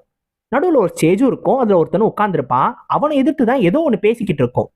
அவ என்ன பேசுறான்றது நம்ம ஹீரோவுக்கு சுத்தமா புரியாது. ஆனா அவளோட ஒவ்வொரு வார்த்தைக்கு பின்னாடியும் கோவம் இருக்குன்றது மட்டும் நம்ம ஹீரோவுக்கு தெரியும். இப்ப மொத்த கோவத்தோட அந்த ஸ்டேஜில் உட்கார்ந்துருக்கவனை எதிர்க்கிறதுக்காக இந்த ப்ளூ ஸ்பிரிட்டும் கொஞ்சம் கொஞ்சமா போய் அவனை கொல்லலான்னு போகும். ஆனா அவ ஏதாவது பண்றதுக்கு முன்னாடியே அந்த ஸ்டேஜில் உட்கார்ந்துருந்தவன் ஈஸியா அவளோட ஹார்ட்டை எடுத்து அவ கண்ணு முன்னாடியே அந்த ஹார்ட்டை நசுக்கிடுவான். அவ்வளோதான். அத்தோட இவளும் அங்கேயே செத்து போயிடுவா. அவ இறந்ததுக்கு அப்புறம் நிறைய ஷாமான்ஸ் அந்த இடத்துக்கு வந்து இவளோட உடம்ப கொஞ்சம் கொஞ்சமா கிழிச்சு அப்படித்தான் இந்த புக்கையே உருவாக்கியிருப்பாங்க. இப்ப நம்ம ஜியோங் பார்த்தது தான் இந்த ப்ளூ ஸ்பிரிட்டோட கடைசி நொடிகள். டக்குன்னு ரியாலிட்டிக்கு வரவன் ஏதோ ஒரு சத்தத்தை கேட்டு அப்படியே என்னாச்சு அப்படின்னு பாத்துக்கிட்டு இருப்பா. பார்த்தா நம்ம ஜியோங்கோட உடம்புல ஒரு ரெட் த்ரெட் கட்டப்பட்டிருக்கும். இது ஒரு பக்கம் இவன்ட்ட கனெக்ட் ஆயிருக்கும், இன்னொரு பக்கம் எங்க கனெக்ட் ஆயிருக்கும்னு பார்த்தா அந்த ப்ளூ ஸ்பிரிட் கிட்ட தான். உடனே இந்த ப்ளூ ஸ்பிரிட் தான் கத்தும், என்னது நான் ஃபெமிலியர் ஸ்பிரிட்டா மாறிட்டேனா, அதுவும் இந்த பொடியனுக்கா, இது ஏதாவது கெட்ட கனவா இருக்கணும் அப்படின்னு யோசிச்சுக்கிட்டு இருக்கோம். நம்ம ஹீரோ உடனே அவ்வளோதான், இன்வென்ட்ரியை எக்ஸ்பேண்ட் பண்ணியாச்சு, ப்ளூ ஸ்பிரிட்டை எடுத்து கலெக்ஷனுக்குள்ள போட்டாச்சு, அடுத்த ஆளும் கிடைச்சிருச்சு அப்படின்னு. இப்போ உடனே கோவமாகற இந்த ப்ளூ ஸ்பிரிட் டக்குன்னு வந்து நம்ம ஹீரோவோட கழுத்தை பிடிச்சு இதுக்கெல்லாம் நீ தான் காரணம் எல்லாத்தையும் விடுன்னு சொல்லும் போதே டக்குன்னு அதோட கழுத்துலயும் வந்து ஒரு மாதிரி அப்படியே ஒரு அச்சு விழுந்துரும். அதால பேசவே முடியாது. டக்குன்னு இரும ஆரம்பிச்சிடும். சை அப்படின்னு சொல்லி அந்த பக்கமா போயிடும். இப்பதான் நம்ம ஹீரோவுக்கு புரியும், ஓஹோ எனக்கு அடிபட்டுச்சுன்னா அப்ப என்னோட ஃபெமிலியர் ஸ்பிரிட்டுக்கும் அந்த காயம் ஏற்படும். அச்சச்சோ, அப்ப இவ்வளோ நேரம் நான் ஒரு பெரிய சண்டையே போட்டுக்கிட்டு இருந்தேனே, டீமனிக் மாங்கோட கதை என்னாச்சுனே தெரியலையேன்னு யோசிப்பான். பார்த்தா நம்ம டீமனிக் மாங்க்கு கோச்சான் பக்கத்துல நின்று அழுதுகிட்டு இருக்கோம். அது நம்ம ஹீரோ வந்து ஒரு மாதிரி வந்து இறக்குற நிலைமைக்கு போயிட்டான்ல, அதனால நம்மால் கரைஞ்சு மொத்தமா மறையிற நிலைமைக்கே போயிட்டான். இப்ப ஜஸ்ட் தொங்கிக்கிட்டு இருந்திருப்பான் நம்ம டீமனிக் மாங்க்கு, ஜஸ்ட் மிஸ்ல தப்பிச்சிட்டான். இப்ப நம்ம ஹீரோவும் இந்த ப்ளூ ஸ்பிரிட்டை பார்த்து சொல்லுவான், சரி இனிமேல் நம்ம ஒன்னாதான் இருக்க போறோம்னு நினைக்கிறேன், அதனால நம்ம பேரை சொல்லி அறிமுகப்படுத்திக்கிறோமே. என்னோட பேரு மோ கியோங் வாங், உன்னோட பேர் என்ன, நான் உன்னை என்ன சொல்லி கூப்பிடணும், ஒருவேளை நீ என்கிட்ட பேச மாட்ட அப்படின்னா நான் என்ன வேணாலும் கூப்பிடுவேன்னு சொல்லி ஒரு பேரும் அப்பாப்புல சவப்பு கம்பளி பூச்சி அப்படின்னு. அதை கேட்ட உடனே கோவப்பட்டு, என்ன இந்த மாதிரிலாம் பேர் வைப்பியா, என்னைய அப்படியே வந்து கலாய்க்கணும்னு நினைக்கிறியா அப்படின்னு. சரி சரி உனக்கு இந்த பேர் பிடிக்கலையா, அப்போ உன் பேர் என்னன்னு சொல்லு, அதை சொல்லி நான் கூப்பிடுறேன் அப்படின்னு சொல்லுவான். ஆனா அந்த ப்ளூ ஸ்பிரிட் தெளிவா சொல்லிடும், சே உன்ன மாதிரி ஒரு ஆள்கிட்டலாம் என்னோட பேரை என்னால சொல்ல முடியாது அப்படின்னு திரும்பிக்கிறோம். நம்ம ஜியோங்கும் யோசிச்சுட்டு, இது ப்ளூ ஸ்பிரிட் தானே, அப்ப நான் உன்னை ப்ளூ ஸ்பிரிட்னே கூப்பிடுறேன், அந்த பேரே நல்லா தான் இருக்குன்னு அதையே சொல்லி கூப்பிட ஆரம்பிச்சிருவான். இப்ப இதை கேட்டுட்டு அவ கண்டுக்கவே கண்டுக்காது, அது பாட்டுக்கு அந்த பக்கமா திரும்பிக்கிறோம். இப்ப இந்த ஒரு பொண்ணை தன்னோட வழிக்கு கொண்டு வர்றது அவ்வளவு ஈஸி கிடையாதுன்றது நம்ம ஹீரோவுக்கு நல்லாவே தெரியும். சோ போக போக தான் கொஞ்சம் கொஞ்சமா பேசி பேசி தன்னோட வழிக்கு கொண்டு வரணும்னு நினைப்பா. இப்ப அதுகிட்ட ஒரு கேள்வியும் கேட்பான், இந்த புக் இருக்குல்ல, இந்த புக்கை பத்தி உனக்கு என்ன தெரியும், இது கொஞ்சம் வித்தியாசமான புக்கா இருக்கே, என்னன்னு சொல்லு அப்படின்னு ப்ளூ ஸ்பிரிட்னு கேட்பான். உடனே அது, ப்ளூ ஸ்பிரிட்டா, அப்பெல்லாம் எனக்கு யாரையும் தெரியாது, ஏன்ட்டெல்லாம் ஒன்றும் கேட்காத, எனக்கு எதுவும் தெரியாது, நான் ரொம்ப பிஸியா இருக்கேன் அப்படின்னு சொல்லிடும். நம்ம ஹீரோவும் அந்த புக்கை எடுத்து பொறுமையா ஓபன் பண்ணி பார்ப்பான். பார்த்தா அந்த புக்ல இருக்கிற எல்லா விஷயங்களும் பிளட்னால எழுதப்பட்டிருக்கும். ஒரு தோல்னால உருவான கவரு, அதுக்குள்ள இருக்கிற பேப்பர்ல பிளட்டை வச்சு எழுதியிருக்காங்க. உண்மையிலே ஒரு இன்ட்ரெஸ்டிங்கான புக்கா தான் இருக்கு. ஆனா இந்த புக்ல இருக்கிற எந்த ஒரு கேரக்டருமே அடுத்தடுத்து மேட்ச் ஆகாம இருக்கு. இதுக்கு அப்படி என்ன அர்த்தம் அப்படின்னு யோசிச்சுக்கிட்டு இருப்பான். இப்ப கண்டிப்பா இதை ப்ளூ ஸ்பிரிட் கிட்ட கேட்டா அவ சொல்லவே மாட்டா. அதனால நம்மளே கண்டுபிடிப்போம்னு அவனாவே கொஞ்சம் கொஞ்சமா அதை திருப்பி திருப்பி படிச்சுக்கிட்டே இருப்பான். இப்ப அதுல இருக்கிற எல்லா விஷயங்களையும் வெளில சொல்ல ஆரம்பிப்பான். இதை பத்தியும் கவலைப்படாம நம்ம மைண்டை நம்பிதான் இருக்கணும். எதுவுமே இல்லாம இருக்கிற இடத்துக்கு முன்னாடி ஒரு ஃபார்ம் இருந்திருக்கும். நம்ம எது இருக்குன்னு நினைக்கிறோமோ அது இல்லாம இருக்கும். நல்லதுக்கு நடுவுல ஒரே ஒரு அரக்கா மட்டும்தான் இருப்பான். ஆனா ஒரு அல்டிமேட்டான பிளட்டுக்கு தான் இது எல்லாத்தையும் ரிவர்ஸ் பண்ணக்கூடிய ஒரு பவர் இருக்கு. ஸோ அதை அப்படியே நான் டிரான்ஸ்லேட் பண்ணியிருக்கேன். அதுக்கு மேபி வேற ஏதாவது அர்த்தம் இருந்திருக்கலாம். இப்போ நம்ம ஜியோங் இது எல்லாத்தையும் சொல்லி முடிச்ச உடனே அந்த புக்கு அவனோட கையிலே ஒட்டிக்கிறோம். என்னது இது ஒட்டிக்கிச்சு அப்படின்னு நம்ம சொல்லும் போது, இதை நீ எப்படி பண்ண அப்படின்னு அதிர்ச்சியா இந்த ப்ளூ ஸ்பிரிட் கேட்கும். நான் இதை பண்ணேன், இப்போ நான் படிச்ச விஷயங்களுக்கும் இந்த புக்கு என் கையில ஒட்டிக்கிட்டதுக்கும் ஏதாவது சம்மந்தம் இருக்கா என்ன அப்படின்னு கேட்பான். டக்குன்னு பார்த்தா அவனோட நரம்பு எல்லாமே அப்படியே வெடிக்கிற மாதிரி அவனுக்கு ஒரு ஃபீலிங் வரும். ஐயோ என்னாச்சு அப்படின்னு யோசிச்சுக்கிட்டு இருப்பான். இப்போ இந்த ப்ளூ ஸ்பிரிட்டோட உடம்பும் கொஞ்சம் கொஞ்சமா மறைய ஆரம்பிச்சிடும். உடனே இந்த ப்ளூ ஸ்பிரிட் சொல்லும், மோர்டல் நீ முதல்ல மூச்சு விடுறத நிப்பாட்டு. உன்னோட மைண்டை கண்ட்ரோல் பண்ணு. எதையுமே உன் மைண்டுக்குள்ள போட்டுக்காத. உன்னோட மைண்டை எம்டி பண்ணு. உன்னோட பிரீத்திங்கை ஸ்டெபிலைஸ் பண்ணு அப்படின்னு சொல்லும். உடனே நம்ம ஹீரோவும் பொறுமையா மூச்சு விட ஆரம்பிப்பான். அவனோட மைண்ட்ல எதுவுமே இல்லாம எல்லாத்தையுமே விட்டுருவான். டக்குன்னு இந்த புக்கும் அவனோட கையில இருந்து போயிடும். என்னது, இவ்வளோ சீக்கிரம் இது எல்லாத்தையும் பண்ணிட்டானா? ரிச்சுவல் ஆஃப் அட்டாச்மெண்ட்டை அன்டூ பண்றதுன்றது உண்மையிலே ஒரு பெரிய விஷயம். ஆனா மார்ஷியல் ஆர்ட்ஸே கத்துக்காத இவன் எப்படி அதை பண்ணா? முதல்ல இவன் ரிச்சுவல் ஆஃப் அட்டாச்மெண்ட்டை பண்ணதே ஒரு பெரிய அதிசயம் தான். அதையே பண்றது ரொம்ப கஷ்டம்தான்.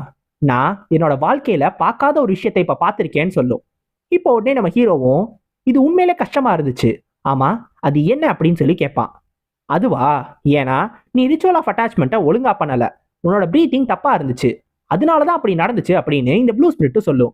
ஓ, இப்போ நீ என்கிட்ட சொல்லியெல்லாம் கொடுக்க ஆரம்பிச்சிட்டியான்னு கேட்கும்போது, சே, உன்னோட முட்டாள்தனத்தினால நானும் சாக வேண்டிய நிலைமை இருந்திருக்கும், அதனாலதான் நான் இதை பத்தி சொல்றேன். சரி சரி சொல்லு, ரிச்சுவல் ஆஃப் அட்டாச்மெண்ட்னா என்னன்னு கேட்கும்போது, அது அதோட பேருக்கு ஏத்த மாதிரி தான். நீ எதையாவது ஒண்ண உன் பக்கம் இழுத்து அதை உன்கிட்ட ஒட்ட வச்சுக்கலாம். நீ அந்த நேச்சரையே மேனிபுலேட் பண்ற மாதிரியான ஒரு விஷயம் தான் இது அப்படின்னு சொல்லும். சரி, அதனால எனக்கு எதுக்கு ஒரு மாதிரி ஆச்சு, நான் ஏன் ஒரு மாதிரி இறக்குற மாதிரி ஒரு ஃபீலிங் வந்துச்சு அப்படின்னு கேட்கும்போது, ஏன்னா நீ எதையுமே இழுக்கல, நீ அந்த ஃப்ளோவை மொத்தமா கண்ட்ரோல் பண்ணி எல்லாத்தையும் பண்ணிட்ட. ஆனா அந்த புக்கை தாண்டி நீ எதையுமே இழுக்கல. அப்படி எதையுமே இழுக்காததுனால அந்த ஃப்ளோ டிஸ்டர்ப் ஆயிடுச்சு. அதனாலதான் உனக்கு அந்த மாதிரியான ஒரு ஃபீலிங் வந்திருக்கு. நீ மேபி அதை வச்சு ட்ரை பண்ணி பாருன்னு அந்த சோயில் சாங்கோட பாடியை காட்டும். இப்ப அந்த எனர்ஜி கோர் இருக்குல்ல, அவனோட கீ அவனோட உடம்பு ஃபுல்லா ஸ்ப்ரெட் ஆயிருக்கும். இப்ப அவனோட கீயை இழுக்க ட்ரை பண்ணு, திரும்பி அந்த மந்திரங்களை சொல்லு அப்படின்னு சொல்லும். நம்ம ஹீரோவும் திருப்பியும் அந்த மந்திரத்தை ஃபுல்லா சொல்லுவான். அதை சொல்லி முடிச்ச உடனே அந்த சோயில் சாங்கோட பாடியில இருந்து ஒரு வித்தியாசமான விஷயம் நம்ம ஹீரோவோட உடம்புக்குள்ள போகும். நம்ம ஹீரோவுக்கு இது இப்பதான் புரியும். ஒரு மாதிரி வாமான ஒரு ஃபீலிங் தன்னோட நரம்பு வழியா போகுது, தன்னோட கையில இருந்து போகுது, அதுவும் தன்னோட எனர்ஜி கோருக்கு தான் போகுது.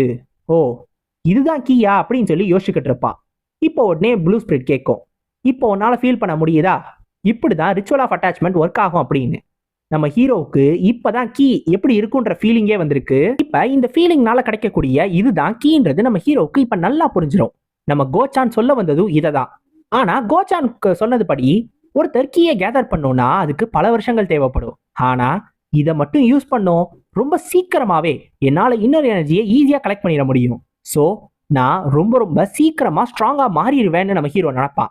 ஆனா நினைச்ச அடுத்த செகண்ட் எல்லா கீயும் அப்படியே பறந்து ஆகாயத்துல போயிடும். என்ன, எல்லாமே போயிடுச்சு அப்படின்னு கேட்கும்போது இந்த ப்ளூ ஸ்பிரிட் தான் சொல்லும், ஆமா கீனா அப்படிதான் இருக்கும். அந்த ஒரு காரணத்தினாலதான் இந்த எனர்ஜியை கேதர் பண்றதுக்கு உனக்கு ஸ்பெஷல் மெத்தட் தேவைப்படும். அதான் எனர்ஜி கல்டிவேஷன் டெக்னிக். ஸோ அப்படி ஒன்று இல்லாம உன்னால எனர்ஜி கோர்ல எனர்ஜியை எடுத்துட்டு போகவே முடியாது. ஏன், எனர்ஜி மிக்ஸ் ஆகக்கூடாதுன்னு நீ நினைச்சீங்கன்னா அதுக்கும் அந்த கல்டிவேஷன் டெக்னிக் உனக்கு கண்டிப்பா தேவைப்படும். இல்லைன்னா உன்னால டான்டியான்ல எனர்ஜியை ஸ்டோர் பண்ணவே முடியாது. ஸோ ரிச்சுவல் ஆஃப் அட்டாச்மெண்ட் வச்சு கீயை கேதர் பண்றதுன்றது வாய்ப்பே இல்லாத ஒரு விஷயம் அப்படின்னு சொல்லும். நம்ம ஹீரோ உடனே சே, ஒரு ஷார்ட்கட்டை கண்டுபிடிச்சிட்டேன்னு நினைச்சேன், ஆனா இப்படி ஆயிடுச்சேன்னு சொல்லுவான். அப்புறம் என்ன, நீ என்ன நினைச்ச, ஒரு மார்ஷியல் ஆர்டிஸ்டா மாறிடுறது அவ்வளோ ஈஸின்னு நினைச்சியா என்ன? ஆனா ரொம்பலாம் கவலைப்படாத, இந்த ரிச்சுவல் ஆஃப் அட்டாச்மெண்ட்டுக்கு இதை விட இன்னும் நிறைய யூஸ் இருக்கு. ஏன்னா இந்த ritual of attachment thought 8 shattering டெக்னிக்ஸ்னு ஒன்று இருக்கு. இதுல இருக்கிற ஃபர்ஸ்ட் டெக்னிக் தான். இது வெறும் பேசிக்ஸ் மட்டும்தான், இன்னும் 7 டெக்னிக் இருக்கு. ஆனா இந்த ஒரு பேசிக்கை கத்துக்கிட்டாலே அதனால நிறைய விஷயங்களை பண்ண முடியும். அந்த அளவுக்கு யூஸ்ஃபுல்லான ஒன்று தான் இந்த 8 தாட் ஷேட்டரிங் டெக்னிக்ஸ். இப்ப என்னதான் இது போனாலும் கீன்றது கீ தான். அதனால அந்த கீ உன்னோட கையில கேதர் பண்ற மாதிரி நீ கொஞ்சம் இமேஜின் பண்ணிக்கோ அப்படின்னு சொல்லும். கீ சர்க்குலேஷன் டெக்னிக்கும் சரி, சாண்டும் சரி, அது எல்லாமே நம்மளோட மைண்ட்ல இன்னும் அது ஈஸியா படமா நம்ம யோசிச்சுக்கணும் அப்படின்றதுக்காக தான். ஸோ அதை உன்னால பண்ண முடிஞ்சிச்சுன்னா கண்டிப்பா இந்த கீயை உன்னால உன்னோட கையிலையும் கொண்டு வர முடியும் அப்படின்னு ப்ளூ ஸ்பிரிட் சொல்லும். ஆனா இது எல்லாத்தையும் சொல்லியிருந்தாலும் நம்ம ஹீரோவால இதை பண்ண முடியாதுன்னு தான் நம்ம ப்ளூ ஸ்பிரிட் யோசிக்கும். ஏன்னா எதையுமே கத்துக்காத ஒரு பிகினரால இதை கண்டிப்பா பண்ணவே முடியாது. என்னதான் நம்ம கீயை வேஸ்ட் பண்றதா இருந்தாலும் அப்படிதான் இதை அவனால புரிஞ்சுக்க முடியும். அவனால பண்ண முடியாதுன்றத அவன் கண்டிப்பா புரிஞ்சுக்கிட்டு தான் ஆகணும்னு நம்ம ப்ளூ ஸ்பிரிட் நினைக்கும். இப்ப நம்ம ஹீரோவும் கொஞ்சம் கொஞ்சமா அதை பிக்சர் பண்ண ஆரம்பிப்பான். தன்னோட கையில அந்த கீ வர மாதிரி யோசிச்சுக்கிட்டே இருப்பான். ஏற்கனவே ஒரு தடவை இந்த கீ எப்படி இருக்குன்றத நம்ம ஹீரோ ஃபீல் பண்ணிட்டான் இப்ப அந்த ரிச்சுவல் ஆஃப் அட்டாச்மெண்ட் யூஸ் பண்ணும்போது. ஸோ ஒரு தடவை அதை ஃபீல் பண்ணிட்டானாலே கண்டிப்பா திருப்பி அதை எப்படி கொண்டு வரணும்ன்றது நம்ம ஹீரோவுக்கு நல்லாவே தெரியும். உடனே இதை கையில கொண்டு வந்து பக்கத்துல இருக்கிற தூண்ல ஒரே ஒரு அடி அந்த தூணை 2ஆ உடைச்சிருவான். இப்ப இதை பார்த்து அந்த ப்ளூ ஸ்பிரிட்டுக்கே ஆச்சரியமா இருக்கும். அதை நான் சொன்னதுக்கே இவன் ஈஸியா புரிஞ்சுக்கிட்டானா? இவன் உண்மையிலேயே ரொம்ப ரொம்ப வித்தியாசமான ஆளு. ஆனா இவன் இப்படி ஒருத்தன் எங்க இருந்து வந்தா? நான் என்னோட வாழ்க்கையில எத்தனையோ டேலண்டடான ஆளுங்க பார்த்திருக்கேன். ஆனா இப்படி ஒருத்தனை பார்த்ததே கிடையாது. இப்படி ஒருத்தன் எங்க இருந்து தான் வந்திருப்பான்னு இந்த ப்ளூ ஸ்பிரிட்டே யோசிக்கும். இப்ப நம்ம ஹீரோ சொல்லுவான், ஓஹோ, இதனாலதான் எல்லாரும் மார்ஷியல் ஆர்ட்ஸ்னு ஹைப் பண்ணிக்கிட்டே இருந்தாங்களா? இப்ப நான் இதை கத்துக்கிட்டேன்னா இன்னும் ஈஸியா என்னால எல்லாரையுமே கொல்ல முடியும். அதுக்கு இது கண்டிப்பா யூஸ்ஃபுல்லா தான் இருக்கும் அப்படின்னு நினைப்பான். இப்ப இந்த ப்ளூ ஸ்பிரிட்டுக்கு இதை கேட்டு இன்னும் அதிர்ச்சியா இருக்கும். மார்ஷியல் ஆர்ட்ஸோட எசன்ஸே இதுதான் அப்படின்னு நம்ம ப்ளூ ஸ்பிரிட் நம்பும். ஏன்னா என்னதான் மைண்டு ஸ்டெபிலிட்டி அப்படி இப்படின்னு எல்லாரும் பேசினாலும் ஃபைனலா மார்ஷியல் ஆர்ட்ஸை வச்சு ஒருத்தவங்களை எப்படி ஈஸியா கொல்ல முடியும் அப்படின்றது தான் எல்லாரும் தெரிஞ்சுக்கிடுவாங்க. ஸோ அந்த ஒரு விஷயத்த நம்ம ஹீரோ உடனே புரிஞ்சுக்கிட்டான். சரி, இப்ப அடுத்த டெக்னிக் என்னன்னு நம்ம ஹீரோவும் கேட்பான். உடனே இந்த ப்ளூ ஸ்பிரிட்டும், ஓ அதுவா, அது வந்து பாத்தீங்கன்னா இரு, நான் எதுக்காக உனக்கு சொல்லணும்?